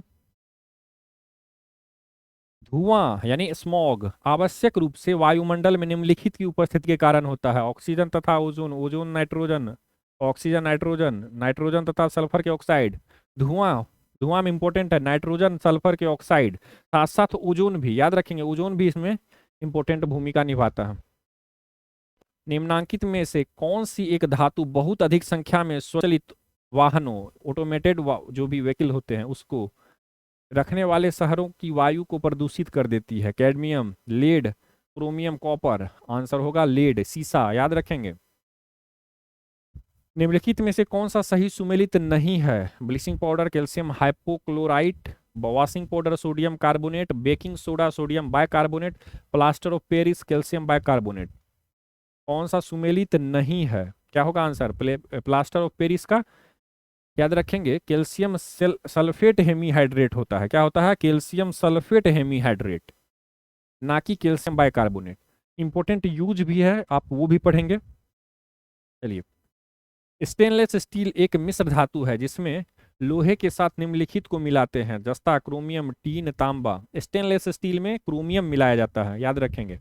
ठीक है, क्रोमियम। निकेल भी मिलाते हैं 10%, क्रोमियम मिलाते हैं 20%। इस तरह से बनाया जाता है स्टेनलेस स्टील। माँ का दुग्ध नवजात को लगभग संपूर्ण आहार प्रदान करता है, किंतु इनमें निम्नलिखित का अभाव होता है? लोहा, मैग्नीशियम, कैल्शियम, पोटेशियम। किसका अभाव होता है? याद रखेंगे लोहा का।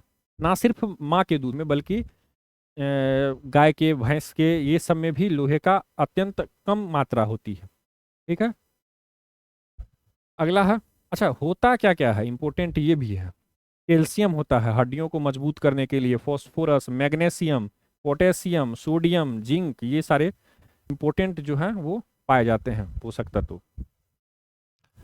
तरुण तथा वृद्ध व्यक्तियों में प्रोटीन की आवश्यकताएं एक समान होती है। तरुणों में उच्चतर तथा वृद्धों में न्यूनतर होती है। वृद्धों में उच्चतर तथा तरुणों में न्यूनतर होती है। तरुणों में बहुत अधिक और वृद्धों में बहुत कम होती है। क्या होना चाहिए? तो तरुण यानी कि बच्चों में क्या होता है? कम होता है, कम जो है वो डिमांड होता है प्रोटीन की शरीर को डेवलप करने के लिए, लेकिन वृद्धों में अत्यधिक प्रोटीन की डिमांड होती है। ठीक है, तो ये याद रखेंगे। निम्नलिखित में से कौन सा पौष्टिक तत्व हड्डी दांत को के निर्माण एवं मजबूती के लिए आवश्यक नहीं है? Calcium, fluorine, phosphorus, iodine. कौन सा हड्डी के मजबूती के लिए जरूरत नहीं है? किसका? आयोडीन का, याद रखेंगे। ठीक है, जरूरत किसका किसका है? कैल्शियम, फ्लोरीन, फास्फोरस, मैग्नीशियम, इनका जरूरत। मानव तंत्र में प्रतिऑक्सी कारकों का कार्य क्या है? यह विटामिन संश्लेषण को बढ़ाते हैं, यह कार्बोहाइड्रेट, प्रोटीन तथा वसा के अत्यधिक ऑक्सीकरण को रोकते हैं, यह मुक्त मूलकों के प्रभाव से कोशिकाओं को बचाते हैं, यह काल प्रभावन प्रक्रिया को धीमा कर देने वाले जीन्स को सक्रिय करते हैं। प्रतिऑक्सी ऑक्सीडेंट कौन सा है मानव तंत्र में? तो यह मुक्त मूलकों के प्रभाव से कोशिकाओं को बचाते हैं। एंटीऑक्सीडेंट्स याद रखेंगे, प्रतिऑक्सीकारक। स्तनधारियों में कार्बोहाइड्रेट किस तरह से संचित रहता है? लीवर और स्प्लीन में, ग्लाइकोजेन में। मांसपेशियों में लैक्टिक अम्ल, लीवर और मांसपेशियों में ग्लूकोज के रूप में, या लीवर और मांसपेशियों में ग्लाइकोजेन के रूप में? आंसर हो जाएगा लीवर और मांसपेशियों में ग्लाइकोजेन के रूप में। ठीक है, अगला है, जो मनुष्य यह नहीं समझ पाता कि कब उसे भोजन करना रोक देना चाहिए वह पीड़ित है। बुलिमिया से, मधुमेह से, एनोरेक्सिया नर्वोसा से, अति अम्लता से। व्यक्ति को पता ही नहीं चलता है कि वो कितना खाए। ठीक है, वो खाता जाता है, याद रखेंगे किससे हो जाएगा? बुलिमिया से, याद रखेंगे बुलिमिया से। ठीक है, अगला है, अधिकांश प्राणियों के जीवित पदार्थ का लगभग 80% पदार्थ है प्रोटीन, कार्बोहाइड्रेट, वसा, खनिज। अब याद रखेंगे ऑप्शन के अनुसार कौन सा हो जाएगा? ऑप्शन के अनुसार हो जाएगा प्रोटीन, याद रखेंगे ऑप्शन के अनुसार प्रोटीन। अगर अकार्बनिक में बात की जाए तो जल, कार्बनिक में बात की जाए तो प्रोटीन। ठीक है, मानव शरीर में अधिकतम मात्रा में पाया जाने वाला तत्व होता है लोहा, फास्फोरस, सोडियम, कैल्शियम। सबसे ज्यादा क्या पाया जाता है? कैल्शियम, याद रखेंगे कौन सा मानव शरीर में? कैल्शियम। अब ऑप्शन के अनुसार, ऐसे तो अगर आपसे बोला जाए तो 65% ऑक्सीजन है, ऑक्सीजन 65% है, कार्बन 18% है, हाइड्रोजन 10% है, नाइट्रोजन 3% है। लेकिन सारे आप देख रहे होंगे ये सारे तत्व कौन से हैं, गैस के फॉर्म में आप याद रख सकते हैं। लेकिन आपको कैल्शियम 1.4% और फॉस्फोरस 1.1% ये इंपॉर्टेंट हो जाता है। ठीक है। अगला है बीएमडी परीक्षण किया जाता है गठिया के लिए, अस्थि मलेशिया के लिए, अस्थिर अंधता के लिए, इनमें से कोई नहीं। बीएमडी याद रखेंगे, अस्थिर अंधता के लिए याद रखेंगे, किसके लिए, अस्थिर अंधता के लिए। बोन मिनरल डेंसिटी के रूप में बीएमडी को कहा जाता है। ठीक है। हड्डियां खोखली हो जाती है, इस तरह से आप याद रखेंगे। निम्नांकित में से कौन सा विटामिन बी कॉम्प्लेक्स समूह से संबंधित नहीं है, थायमिन, राइबोफ्लेविन, रेटिनॉल, पायरिडोक्सिन, कौन सा विटामिन बी में नहीं आता है, विटामिन बी कॉम्प्लेक्स में। इसका आंसर हो जाएगा रेटिनॉल। रेटिनॉल विटामिन ए को कहा जाता है। बाकी आप विटामिन बी 1 थायमिन को, B 2 riboflavin, B 3 niacin, B 5 pantothenic और बी 6 पायरेडक्सिन, बी 12 साइनोकोबालोमीन, इस तरह से याद रखेंगे। 12 में कोबाल्ट पाया जाता है, ये भी याद रख सकते हैं आप।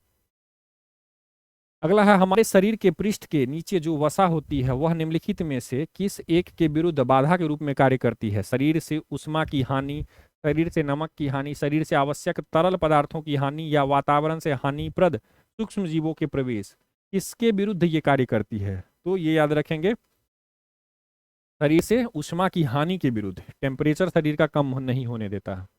ठीक है। उष्मा बाहर जाने नहीं देता है। ठीक है, इस तरह से याद रखेंगे। ऐसा माना जाता है कि शरीर में कोलेस्ट्रॉल जमा होने से होता है दांतों की सड़न, हृदय विकार, यकृत विकार, कैंसर। कोलेस्ट्रॉल जमा होने से क्या होगा, हार्ट पे इफेक्ट पड़ेगा, हृदय विकार होगा, क्या होगा, हृदय विकार। कोलेस्ट्रॉल दो प्रकार के होते हैं, एलडीएल, एचडीएल। एलडीएल को अच्छा कोलेस्ट्रॉल, एचडीएल को अच्छा कोलेस्ट्रॉल, और एलडीएल को बुरा कोलेस्ट्रॉल के रूप में माना जाता है। इस तरह से भी याद रखेंगे आप। हृदय कब आराम करता है, हृदय हर्ट, धक धक, कभी नहीं। सोते समय दो धड़कनों के बीच यौगिक आसान करते समय, यानी कि इस टाइम पीरियड में हृदय आराम करता है, तो क्या हो जाएगा, दो धड़कनों के बीच धक, उसके बाद धक, धक धक के बीच में जो धक धक के बीच में याद रखेंगे, ये उसी टाइम पीरियड में ये रिलैक्स करता है। ठीक है, तो ये ध्यान में रखेंगे। एक्सप्लेनेशन अवश्य पढ़ेंगे आप लोग। मेरे पास समय का अभाव होता है, मैं चाहता हूं कि कम से कम समय में आप लोगों को अधिक से अधिक आप लोगों को क्वेश्चंस करवा दूं। चलिए, चांग E6 यान हाल ही में चंद्रमा पर किस देश द्वारा भेजा गया है। चांग E6, जापान, चीन, भारत, फ्रांस। चांग ई नाम से ही स्पष्ट है, चीन। क्या होगा, चीन। डीआरडीओ ने हाल ही में रुद्रम 2 मिसाइल का सफल परीक्षण किया। यह किस प्रकार की मिसाइल है, सतह से सतह, हवा से सतह, हवा से हवा, इनमें से कोई नहीं। रुद्र M2 याद रखेंगे, रुद्र M2 मिसाइल हवा से सतह। क्या, सतह पर कोई टारगेट है, एग्जाम्पल के लिए कोई बस जा रही है, ठीक है, सड़क पे, और हवा में आप इस तरह से हेलीकॉप्टर याद रख सकते हैं। हेलीकॉप्टर से मिसाइल दाग दिया गया और इसे नष्ट कर दिया गया, लक्षित को, टारगेट को नष्ट कर दिया गया। तो हवा से सतह पे वार करती है, स्वदेशी रूप से वायु प्रक्षेपित मिसाइल प्रणाली है। सुखोई 30 MK1 में इसे यूज किया गया है, ये ध्यान में रखेंगे। रुद्रम 2 याद रख सकते हैं आप। बहुराष्ट्रीय सैन्य अभ्यास रेड फ्लैग 24 का आयोजन किस देश में किया जा रहा है। Red flag 24, Bharat, Japan, France, USA. Red flag 24 याद रखेंगे, यूएसए में। रेड फ्लैग 24 यूएसए में। अंटार्कटिका संधि सलाहकार बैठक का आयोजन कहाँ किया गया, मुंबई, कोच्चि, चेन्नई, अहमदाबाद। अंटार्कटिक संधि सलाहकार बैठक याद रखेंगे, कोच्चि। कहाँ पे, कोच्चि। ठीक है, तो ये भी ध्यान में रखेंगे। मास कम्युनिकेशन इंटर्नशिप प्रोग्राम हाल ही में किस मंत्रालय ने शुरू किया है। गृह मंत्रालय, जल शक्ति मंत्रालय, विदेश मंत्रालय, कृषि मंत्रालय। मास कम्युनिकेशन इंटर्नशिप प्रोग्राम किसके द्वारा, जल शक्ति मंत्रालय। किसके द्वारा, जल शक्ति मंत्रालय के द्वारा। अगला है हिंदी पत्रकारिता दिवस प्रतिवर्ष कब मनाया जाता है। हिंदी पत्रकारिता दिवस 28 मई, 29 मई, 30 मई, 31 मई। हिंदी पत्रकारिता दिवस याद रखेंगे 30 मई को मनाया जाता है। क्यों, क्योंकि 30 मई 1826 को कलकत्ता से उदंड मार्तंड नाम का जो है पत्रिका, उसका प्रकाशन हुआ था। संयुक्त राष्ट्र में भारत की पहली महिला अस्थायी प्रतिनिधि कौन थी जो रिटायर हो गई है? प्रांजल पाटिल, श्वेता अग्रवाल, रुचिरा कंबोज, सृष्टि जयंत देशमुख। आंसर क्या होगा? आंसर हो जाएगा रुचिरा कंबोज, याद रखेंगे। ठीक है, चलिए। इंटरनेशनल एयर ट्रांसपोर्ट एसोसिएशन की अगली वार्षिक आम बैठक की मेजबानी कौन सा देश करेगा? इंटरनेशनल एयर ट्रांसपोर्ट एसोसिएशन की भारत, चीन, यूएसए, जर्मनी। आंसर हो जाएगा भारत, 42 साल के बाद भारत। हाल ही में किस राज्य में आईआईएम की स्थापना को केंद्रीय मंजूरी मिली है? असम, बिहार, राजस्थान, उत्तर प्रदेश। आईआईएम असम को, याद रखेंगे। किसको? असम को। कामरूप जिले के माराभीटा में स्थापित किया जाएगा, ये भी याद रखेंगे। हाल ही में आए चक्रवात रेमल को किस देश द्वारा नामित किया गया है? रेमल चक्रवात, बांग्लादेश, ओमान, पाकिस्तान, ईरान। याद रखेंगे ओमान के द्वारा। किसके द्वारा? ओमान। राजधानी मस्कट, याद रखेंगे। मस्कट, मस्कट, मस्कट ओमान की राजधानी, बार बार पूछा जाता है। अर्थ क्या होता है? रेत। ठीक है, तो रेमल मतलब रेत। हाल ही में किस राज्य सरकार ने गुटखा और पान मसाला पर 1 साल का प्रतिबंध लगा दिया है? उत्तर प्रदेश, मध्य प्रदेश, तेलंगाना, केरल। गुटखा पान मसाला पर 1 साल का प्रतिबंध किसने लगाया है? तो आंसर हो जाएगा तेलंगाना। किसने? तेलंगाना ने लगाया। हाल ही में परमाणु सुरक्षा पर अंतर्राष्ट्रीय सम्मेलन कहाँ आयोजित किया गया? परमाणु सुरक्षा पर, न्यूक्लियर सेफ्टी पर कहाँ पे हुआ है? नई Delhi, New York, Vienna, Paris. Answer होगा वियना। कौन सा? वियना कॉन्फ्रेंस, याद रखेंगे। भारतीय सेना ने हाइड्रोजन फ्यूल सेल बस के लिए किसके साथ समझौता किया है? भारतीय सेना हाइड्रोजन फ्यूल सेल बस, Adani green, IOCL, HPCL, BPCL. Answer होगा आईओसीएल, याद रखेंगे। आईओसीएल। ठीक है, इंडियन ऑयल कॉर्पोरेशन लिमिटेड। अगला है डीआरडीओ के अध्यक्ष कौन है जिनका कार्यकाल 1 वर्ष के लिए बढ़ा दिया गया है? डीआरडीओ के वो कौन व्यक्ति हैं? डॉक्टर समीर वी कामत, ए के रस्तोगी, अभिनव जैन, एस सोमनाथ। आंसर होगा डॉक्टर समीर वी कामत का। ठीक है, 2025 तक इन्हें बना दिया गया है, 31 मई 2025 तक। Doctor Sameer V Kamath. किस महिला टेनिस खिलाड़ी ने इटालियन ओपन का खिताब अपने नाम किया? Elena Rybakina, Aryna Sabalenka, Ons Jabeur, Iga Swiatek. Italian Open किस महिला टेनिस खिलाड़ी ने नाम किया? इगा स्विटेक, याद रखेंगे। ठीक है, पुरुष में अलेक्जेंडर ज्वेरेव। ठीक है, तो ये याद रखेंगे। अगला है भारतीय उद्योग परिसंघ के अध्यक्ष के रूप में किसने कार्यभार संभाला है?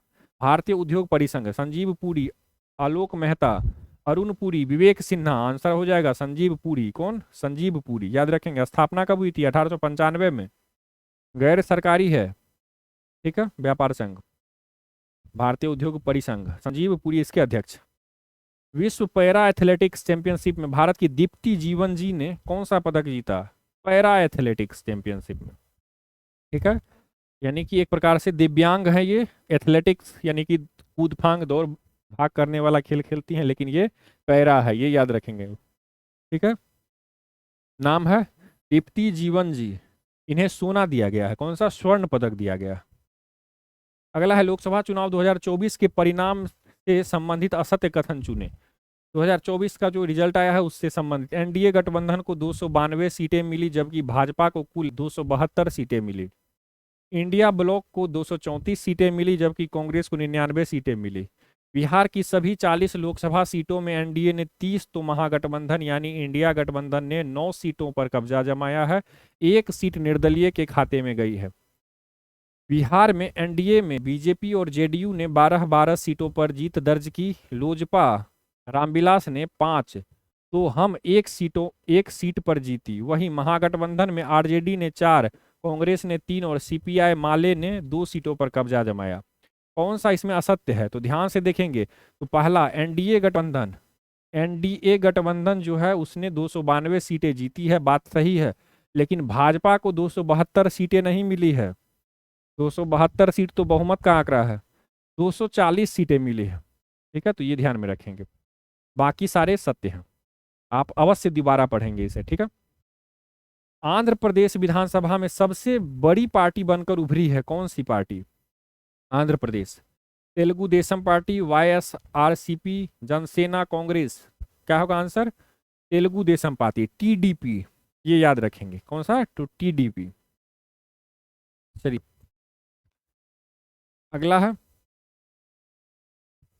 ओडिशा विधानसभा चुनाव 2024 के परिणामों से संबंधित असत्य कथन चुने। ओडिशा में विधानसभा चुनाव हुआ, लोकसभा के साथ साथ 147 सीटों वाली ओडिशा विधानसभा में इस बार बीजेपी जीत गई है। बीजेडी दूसरे नंबर पर रही, कांग्रेस तीसरे नंबर पर रही। दूसरा है, बीजेपी को 72 सीटों पर जीत मिली। तीसरा है, नवीन पटनायक की पार्टी बीजेडी 51 सीटों पर जीत हासिल करके दूसरे नंबर पर रही। चौथा है, कांग्रेस को सिर्फ 14 सीट मिली, 1 सीट CPIM और 3 सीटें निर्दलीय उम्मीदवारों को मिली। उड़ीसा विधानसभा चुनाव के संबंध में कौन सा असत्य हो जाएगा? बीजेपी को 72 सीटों पर जीत मिली, ये बात गलत है। बीजेपी को 78 सीटों पर जीत मिली, ठीक है, तो ये बात याद रखेंगे। और बीजेडी को 51 सीटों पर। अगला है, अरुणाचल प्रदेश विधानसभा के चुनाव परिणाम से संबंधित असत्य कथन चुने। अरुणाचल प्रदेश की 60 विधानसभा सीटों में से 46 पर बीजेपी ने कब्जा कर लिया। नेशनल पीपुल्स पार्टी ने 5 और राष्ट्रवादी कांग्रेस पार्टी ने 3 सीटें जीती है। कांग्रेस को 1 ही सीट पर जीत मिली है, इनमें से कोई नहीं। अरुणाचल प्रदेश, पेमा खांडू मुख्यमंत्री। तो टोटल 60 क्या हो जाएगा इसमें?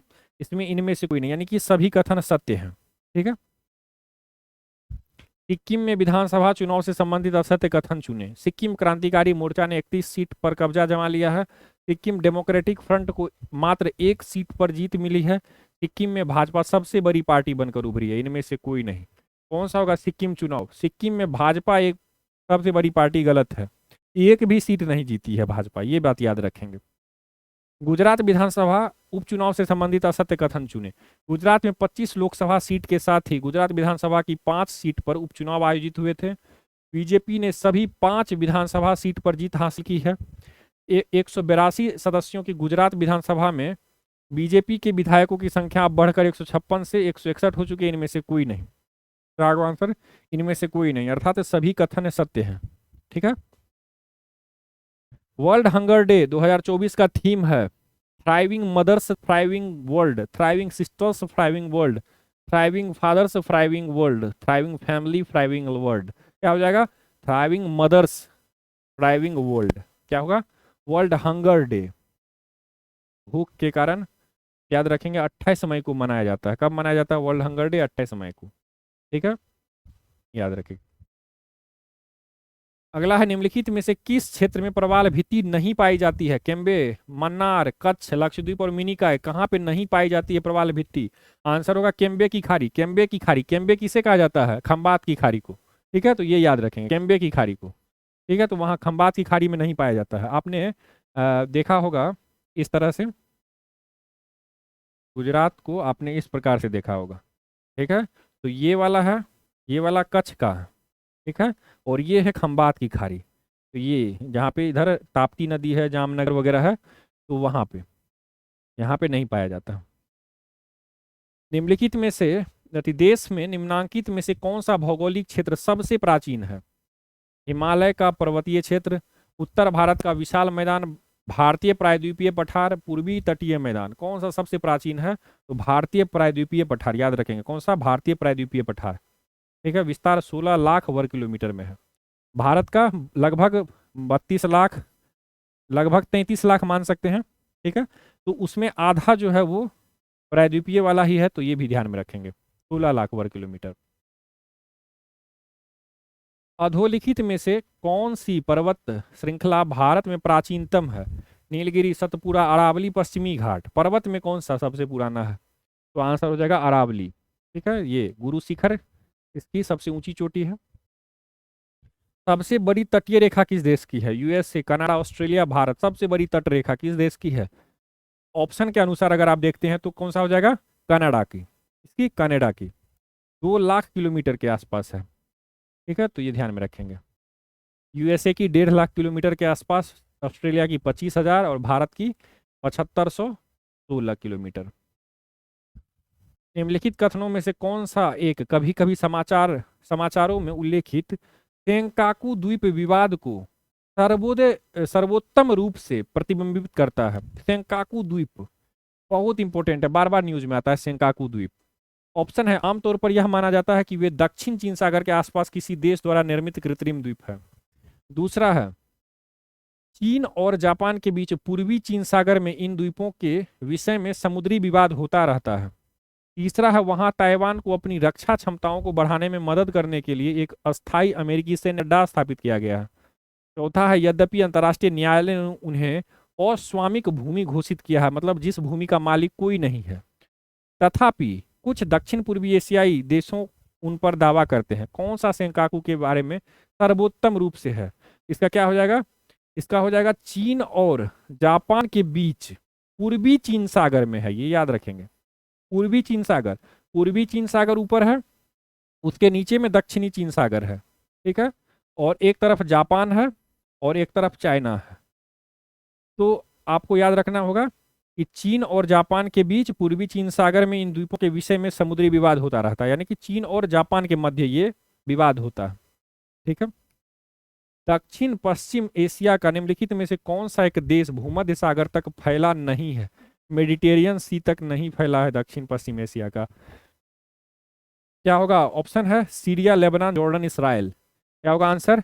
जॉर्डन, याद रखेंगे जॉर्डन। अब मैप आप अगर देखते हैं तो यहाँ पे आपको सीरिया दिखाई देगा, यहाँ पे लेबनान दिखाई देगा, ये दोनों टच करता है मेडिटेरियन सी से, यानी कि भूमध्य सागर से। इसके बाद एक और देश कौन सा है? इजराइल। इजराइल भी आपको दिखाई देगा यहाँ पे, तो ये भी टच करता है, लेकिन जॉर्डन टच नहीं करता है। जॉर्डन आप देखेंगे तो ये इस तरह से इसकी सीमा है, लेकिन ये मेडिटेरियन को तो टच नहीं करता है, लेकिन रेड सी को टच करता है, लाल सागर को टच करता है, ठीक है, तो ये ध्यान में रखेंगे। अगला है टर्की किनके मध्य स्थित है? काला सागर और कैस्पियन सागर, काला सागर और भूमध्य सागर, सुएज की खाड़ी और भूमध्य सागर, अकाबा की खाड़ी और मृत सागर। टर्की ब्लैक सी और मेडिटेरियन सी के बीच में, ठीक है। निम्नलिखित में से कौन सी नदी गंगा नदी में बाएं से नहीं मिलती है? गोमती, कोसी, घाघरा, सोन। कौन सी नदी तो बाएं से नहीं मिलती है? कौन सी? तो सोन। कौन सी हो जाएगी? सोन। ये दक्षिण से मिलती है, दाहिने से मिलती है। कोडरमा किस खनिज के लिए प्रसिद्ध है? लौह अयस्क, जिप्सम, अभ्रक, बॉक्साइट। आंसर होगा अभ्रक के लिए, ठीक है। भूतापीय ऊर्जा पर आधारित मणिकर्ण विद्युत संयंत्र किस राज्य में अवस्थित है? भूतापीय ऊर्जा यानी कि धरती जो गर्म होती है, अंदर से ज्वालामुखी का जो गैस वगैरह है उस तरह की जो निकलती है, वो उससे जो ऊर्जा प्राप्त की जाती है। अरुणाचल प्रदेश, हिमाचल प्रदेश, जम्मू और कश्मीर, उत्तराखंड। कौन सा हो जाएगा? हिमाचल प्रदेश, याद रखेंगे, ठीक है। भारत में आपदा प्रबंधन के लिए राष्ट्रीय आपदा प्रबंधन डिवीजन गृह मंत्रालय की में एक नोडल डिवीजन है। राष्ट्रीय आपदा प्रबंधन प्राधिकरण का पदेन अध्यक्ष कौन होता है? प्रधानमंत्री, गृह मंत्री, रक्षा मंत्री, स्वास्थ्य एवं परिवार कल्याण मंत्री। आपदा मंत्रालय आप इस तरह से समझ सकते हैं कि आपदा वाला जो डिवीजन है वो गृह मंत्रालय के अंतर्गत तो आता है, लेकिन उसके जो पदेन अध्यक्ष होते हैं वो होते हैं प्रधानमंत्री, ये ध्यान में रखेंगे। भारतीय नागरिक सुरक्षा संहिता में कितने खंड है? भारतीय नागरिक आपको पता होगा कि आईपीसी, सीआरपीसी, साक्ष्य अधिनियम, इन सबको चेंज कर दिया गया है। तो भारतीय नागरिक सुरक्षा संहिता में कितने खंड है? 484, 358, 511, 531। तो आंसर क्या हो जाएगा? 531, ठीक है। तो ये याद रखेंगे, टोटल 531 खंड है। इसमें नागरिक सुरक्षा, पहले इसे सीआरपीसी कहा जाता था, सीआरपीसी। अब और इसमें टोटल अभी कितने धाराएं हैं? तो सीआरपीसी में था 484 धारा, इसमें कितना हो गया है? 531 धारा। भारतीय नागरिक सुरक्षा संहिता 2023 के तहत किसी व्यक्ति को अधिकतम कितने दिनों तक पुलिस हिरासत में रखा जा सकता है? 15, 30, 90, उपरोक्त में से कोई नहीं। विवादित प्रश्न था, इसका आंसर हो जाएगा 90 दिन। कितना? 90। भारतीय न्याय संहिता में कितने खंड है? आईपीसी, इसे सामान्यतः आईपीसी कह सकते हैं। 511, 484, 358, 211, कितने हो जाएंगे? 358, याद रखेंगे। पहले कितना था आईपीसी में? आईपीसी में याद रखेंगे 511 था। आईपीसी में 511 था, लेकिन वर्तमान समय में नाम बदल करके भारतीय न्याय संहिता कर दिया गया, इसमें 358 हो चुका है, ठीक है। तो ये याद रखेंगे। राष्ट्रीय आपातकाल में लोकसभा की अवधि नहीं बढ़ाई जा सकती है। जब तक आपातकाल रहे तब तक के लिए बढ़ाई जा सकती है, केवल 1 वर्ष के लिए बढ़ाई जा सकती है। आपातकाल की समाप्ति तक बढ़ाई जा सकती है, लेकिन एक समय में केवल 1 वर्ष के लिए ही बढ़ाई जा सकती है। तो राष्ट्रीय आपातकाल में क्या हो सकता है? एक समय में केवल 1 ही वर्ष के लिए बढ़ाई जा सकती है। ठीक है, अगर नहीं बढ़ाई जाएगी तो 6 महीने के अंदर उसे समाप्त कर दिया जाएगा। आपातकाल में किसी राज्य विधानसभा की अवधि बढ़ाई जा सकती है राष्ट्रपति द्वारा, संसद द्वारा, राज्य के राज्यपाल द्वारा, राज्य विधानमंडल द्वारा। राज्य में आपातकाल, या याद रखेंगे, आपातकाल में किसी राज्य विधानसभा में अवधि किसके द्वारा बढ़ाई जा सकती है? तो संसद के द्वारा, ना कि राज्य के विधानमंडल द्वारा। कंफ्यूज मत कीजिएगा इससे। अगला है, निम्नलिखित में से भारत में एक उच्च न्यायालय के बारे में क्या सही नहीं है? द्वितीय अपील उच्च न्यायालय के अपीलीय क्षेत्राधिकार में है। हाई कोर्ट के बारे में बोला जा रहा है, हाई कोर्ट के बारे में। उच्च न्यायालय के प्रत्येक न्यायाधीश की नियुक्ति राष्ट्रपति करता है। उच्च न्यायालय के न्यायाधीशों की नियुक्ति राज्यपाल करता है। उच्च न्यायालय लोक हितवाद से संबंधित आवेदन स्वीकार कर सकता है। ठीक है, पब्लिक इंटरेस्ट का जो भी केस है उसको एक्सेप्ट कर सकता है हाई कोर्ट, ये बात सही है। राज्यपाल नियुक्त करता है, ये बात गलत है, राष्ट्रपति नियुक्त करता है। हाई कोर्ट में भी राष्ट्रपति ही नियुक्त करता है। ठीक है, तो ये ध्यान में रखेंगे।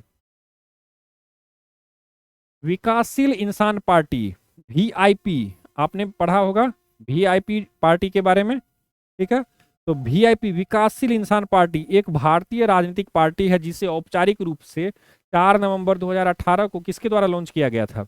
यानी कि ये नया पार्टी है। ठीक है, 4 नवंबर 2018 को बना ही। ठीक है, तो आपसे पूछा जा रहा है कि वीआईपी पार्टी किसके द्वारा लॉन्च किया गया था? केशव साहनी, रमेश साहनी, जीतन साहनी, मुकेश साहनी। आंसर हो जाएगा मुकेश साहनी। इनके पिता जीतन साहनी की हत्या कर दी गई है हाल फिलहाल में। ठीक है, तो इंपॉर्टेंट हो जाता है ये भी प्रश्न। ठीक है, याद रखेंगे कौन। अब ये जो वीआईपी पार्टी है, इनके अध्यक्ष माननीय मुकेश साहनी हैं, संस्थापक भी वही हैं और साथ ही साथ राष्ट्रीय संयोजक भी वो हैं। अगला है, संविधान के किस अनुच्छेद के अंतर्गत राज्यपाल राष्ट्रपति के अनुमोदन के लिए किसी विधेयक को भेज सकता है? राष्ट्रपति के अनुमोदन के लिए अनुच्छेद 166, 200, 239, 240। आंसर हो जाएगा अनुच्छेद 200 के तहत। ठीक है, निम्नलिखित में से कौन सी किसी राज्य के राज्यपाल को दी गई विवेकाधीन शक्तियां हैं? इंपॉर्टेंट हो जाता है क्वेश्चन, सारे शक्तियां हैं लेकिन यहाँ पे दे दिया है विवेकाधीन शक्ति कौन सी? राष्ट्रपति को राष्ट्रपति शासन अधिरोपित करने के लिए रिपोर्ट भेजना। कौन भेज सकता है? राज्यपाल। राष्ट्रपति को राष्ट्रपति शासन लगाने के लिए रिपोर्ट भेज सकता है, ये उसकी विवेकाधीन शक्ति है। बात सत्य है। मंत्रियों की नियुक्ति करना ये विवेकाधीन शक्ति है? नहीं, मंत्रियों की नियुक्ति करना ये विवेकाधीन शक्ति नहीं है, क्योंकि मंत्रियों की नियुक्ति मुख्यमंत्री या फिर मंत्रिपरिषद के ही सलाह पर होती है। ठीक है, तो मुख्यमंत्री के सलाह पर ही होगी, अपने मन से नहीं कर सकते हैं वो। इसके बाद राज्य विधानमंडल द्वारा पारित कतिपय विधेयकों को भारत के राष्ट्रपति के लिए विचार के लिए आरक्षित रखना, ये बात सत्य है। ये वो रख सकते हैं, अगर उनको ऐसा लगता है तो वो अपने विवेकाधीन शक्ति का यूज करके वो कर सकते हैं। फिर है राज्य सरकार के कार्य संचालन के लिए नियम बनाना, ये नहीं है, ये विवेकाधीन शक्ति नहीं है। ठीक है, तो कौन कौन हो जाएगा? राष्ट्रपति और राज्य विधानमंडल, 1 और 3। अब अनुच्छेद भी देख सकते हैं आप, तो कौन कौन अनुच्छेद है? मंत्रियों की नियुक्ति करना, यह अनुच्छेद 166 के 3 के अंतर्गत है। रिपोर्ट भेजना ये राष्ट्रपति शासन के लिए 356 का 1 में है। राष्ट्रपति के विचार के लिए आरक्षित करना ये 200 में है। और राज्य सरकार को नियम बनाने के लिए ये 166 के 3 में। निम्नलिखित में से कौन सा आर्थिक विकास का प्रमुख कारक नहीं है? आर्थिक विकास का पूंजी का संचय एवं तकनीकी सुधार के माध्यम से हम लोग आर्थिक विकास कर सकते हैं।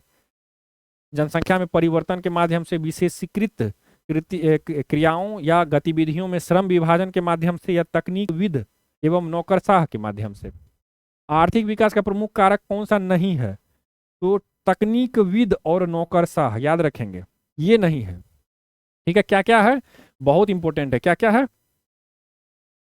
पूंजी का संचयन, तकनीकी सुधार, जनसंख्या में परिवर्तन, विशेषकृत श्रम विभाजन, उद्यमशीलता, प्राकृतिक संपदा, ये सब के प्रत्यक्ष योगदान है, परंतु तकनीकी विद एवं नौकरशाही का प्रमुख योगदान नहीं माना जाता है।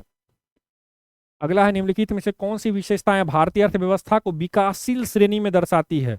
भारत विकासशील देश है क्योंकि यहाँ की जो प्राइमरी जो सेक्टर है, यानी कि कृषि मुख्य व्यवसाय है यहाँ का, तो ये बात सत्य है, इसीलिए विकासशील कह सकते हैं। परक्षण बेरोजगारी है, छिपी हुई बेरोजगारी है, ये भी हो सकता है, बिल्कुल होगा। मानव पूंजी की निम्न गुणवत्ता, मानव पूंजी कैपिटल, किसी भी व्यक्ति को पूंजी कैसे बना सकते हैं? कैपिटल कैसे कर सकते हैं? उसे एसेट के रूप में कैसे तैयार कर सकते हैं किसी व्यक्ति को? तो उसे क्या दे सकते हैं? उसे उसे याद रखेंगे, उसका शिक्षा स्तर उसका इम्प्रूव कर सकते हैं, उसको स्किल दे सकते हैं, एजुकेशन, स्किल, इनकम का स्रोत, ये सारी चीज़ों के माध्यम से उसे क्या कर सकते हैं हम लोग, पूंजी के रूप में बदल सकते हैं। तो पूंजी की निम्न गुणवत्ता है भारत में, ये बात सत्य है। स्किल डेवलपमेंट पे फोकस नहीं किया जाता है। प्रोटीन का प्रति व्यक्ति सेवन उच्च होना, ये बात गलत है। यहाँ तो खाने को नहीं मिलता है, तो प्रोटीन का प्रति व्यक्ति सेवन उच्च होना, ये गलत है। तो एक, दो और तीन क्या होगा, एक एक, दो और तीन। चलिए, कंपनियां प्रौद्योगिकी की मदद से कारोबारी प्रक्रिया की पुनर्रचना क्यों करती है, टेक्नोलॉजी के मदद से समय समय पर चेंज क्यों करती है। उपभोक्ताओं की मांग एवं उपेक्षाएं निरंतर बढ़ रही है। कम लागत पर उत्पादों और सेवाओं में प्रतिस्पर्धी बढ़त प्राप्त करने हेतु सूचना प्रौद्योगिकी का लाभ उठाया जा रहा है। अर्थव्यवस्थाओं के विश्वव्यापी उदारीकरण के साथ परिवर्तन की दर तीव्र हो गई है। ये सभी क्या होगा, ये सभी याद रखेंगे, सभी कारण है कि टेक्निकल जो है इम्प्रूवमेंट कर रही है कंपनियां, टेक्नोलॉजी बढ़ा रही है। क्यों, क्योंकि मांग की अपेक्षा मांग बढ़ रही है, डिमांड बहुत ज़्यादा हो रहा है, तो सामान बनाने के लिए टेक्नोलॉजी को इम्प्रूव करना पड़ेगा। ठीक है, कंपटीशन बढ़ रहा है। ठीक है, तो ये भी इंपॉर्टेंट है। इसके अतिरिक्त उदारीकरण, लिबरलाइजेशन जो हुआ है उसके साथ क्या हो रहा है, उदारीकरण बढ़ रहा है। उदारीकरण मतलब क्या हो रहा है कि एक देश अपना अर्थव्यवस्था को खोल रहा है और बाकी देशों के जो इन्वेस्टर्स हैं वो भी आ रहे हैं, कंपनियां लगा रहे हैं, कंपटीशन बढ़ रहा है, मांग बढ़ रहा है। ठीक है, तो ये सारे कारण हैं। अगला है, विकास का भारतीय मॉडल किसके हितों की सुरक्षा करता है। व्यक्ति, व्यक्ति और राज्य दोनों, राज्य उपरोक्त में से किसी की नहीं।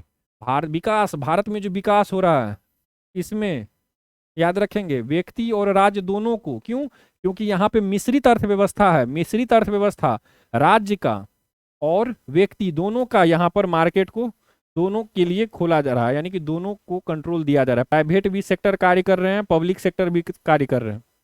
ठीक है, व्यक्ति राज्य दोनों। निम्नलिखित में से कौन सा समायोजित सकल आय एजीआर की परिभाषा के अंतर्गत आता है या आते हैं। ब्याज आय, लाभांश, विदेशी मुद्रा लाभ, तो क्या होगा इसका सही होगा इसमें कौन सा कथन, तो सभी, सभी, एक, दो और तीन सभी। ठीक है, ये याद रखेंगे। खास करके टेलीकॉम सेक्टर में ये चीज देखा जाता है, जितने भी राजस्व इकट्ठे होते हैं वो सारे इसी में आते हैं, एजीआर में। अगला, हैदराबाद में स्थित अंग्रेजी और विदेशी भाषा विश्वविद्यालय की स्थापना किस वर्ष हुई। अंग्रेजी और विदेशी भाषा पढ़ाया जाता है इस यूनिवर्सिटी में। 1958, 1947, 1950, 1952, आंसर हो जाएगा 1958 में। याद रखेंगे, पंडित जवाहरलाल नेहरू के द्वारा हैदराबाद में ईएफएलयू का उद्घाटन किया गया था। ईएफएलयू केंद्रीय हिंदी संस्थान भारत सरकार के शिक्षा मंत्रालय के उच्च शिक्षा विभाग द्वारा 1960 में स्थापित एक स्वायत्त शैक्षिक संस्थान है। इसका मुख्यालय कहाँ है, हिंदी संस्थान का मुख्यालय, केंद्रीय हिंदी संस्थान का मुख्यालय कहाँ है, कानपुर, आगरा, मेरठ, लखनऊ, आंसर हो जाएगा आगरा। याद रखेंगे कहाँ पे, आगरा में। एशियाई खेलों के आयोजन का सुझाव सर्वप्रथम कब दिया गया था, 1947 में नई दिल्ली में आयोजित एशियाई देशों के सम्मेलन में, 1956 में, 1952 या 1943 में। याद रखें 1947 में नई दिल्ली में जो एशियन देशों का जो मीटिंग हुआ था उसमें बोला था क्यों ना हम लोग खेले आपस में। ठीक है, तो इस तरह से याद रखेंगे। संबंधित संक्षिप्त शब्दों के लिए गलत पूर्ण वाले विकल्प का चयन करें। CCI, competition commission of India, C DAC, centre for development of advanced computing, CHOGM, commonwealth heads of government ministries, CITES, convention on international trade and endangered species. क्या होगा, CHOGM। क्यों, यहाँ पे मिनिस्ट्री नहीं होगा बल्कि क्या होगा, मीटिंग होगा, तो कॉमनवेल्थ हेड का गवर्नमेंट मीटिंग। ठीक है, वर्तमान मुख्यमंत्रियों और राज्यपालों की सूची देखें जो दी गई तालिका में विस्तृत है। गलत विकल्प चुने। पहला है आंध्र प्रदेश के जगन मोहन रेड्डी और एस अब्दुल नजीर। दूसरा है अरुणाचल प्रदेश के पेमा खांडू केवल त्रिविक्रम परनायक। तीसरा है असम के हेमंत बिश्व शर्मा, गुलाब चंद कटारिया राज्यपाल। और चौथा है छत्तीसगढ़ के भूपेश बघेल, विश्व भूषण हरिचंदन। ठीक है, हालांकि जब ये प्रश्न तैयार किया गया था उस समय में आपको इसका आंसर अलग था। ठीक है, वर्तमान समय में आपको यहाँ पे परिवर्तन देखने को मिल रहा है। तो यहाँ पे अगर आप ध्यान से देखेंगे तो जगन मोहन रेड्डी वाला आंसर गलत हो जाएगा। ठीक है, तो ये याद रखेंगे।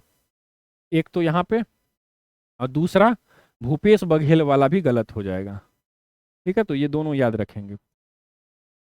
हालांकि हेमंत बिश्व शर्मा सही है और पेमा खांडू वो वापस वहीं बने हैं। चलिए, छत्तीसगढ़ में विष्णुदेव साय हैं, ये याद रखेंगे।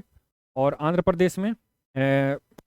प्रदेश में याद रखेंगे नायडू हैं संभवतः। ठीक है, तो ये ध्यान में रखेंगे।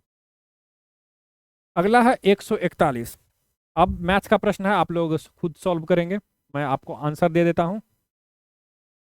पहला 141 का है 190। आप पॉज करके आप संभवतः पीडीएफ में आपको जब दिया जाएगा उस समय में आप आसानी से इसे सॉल्व कर सकते हैं, अभी भी आप पॉज करके आप देख सकते हैं। 141 का 190, 142 का 896, 143 का 81, 144 का 3, 145 का 25, 146 का 19.25 वर्ग सेंटीमीटर, 147 का 616 वर्ग किलोमीटर, 147 का उत्तर पश्चिम, 148, 149 का ई, 150 का W. Thank you so much. जय हिंद, जय भारत।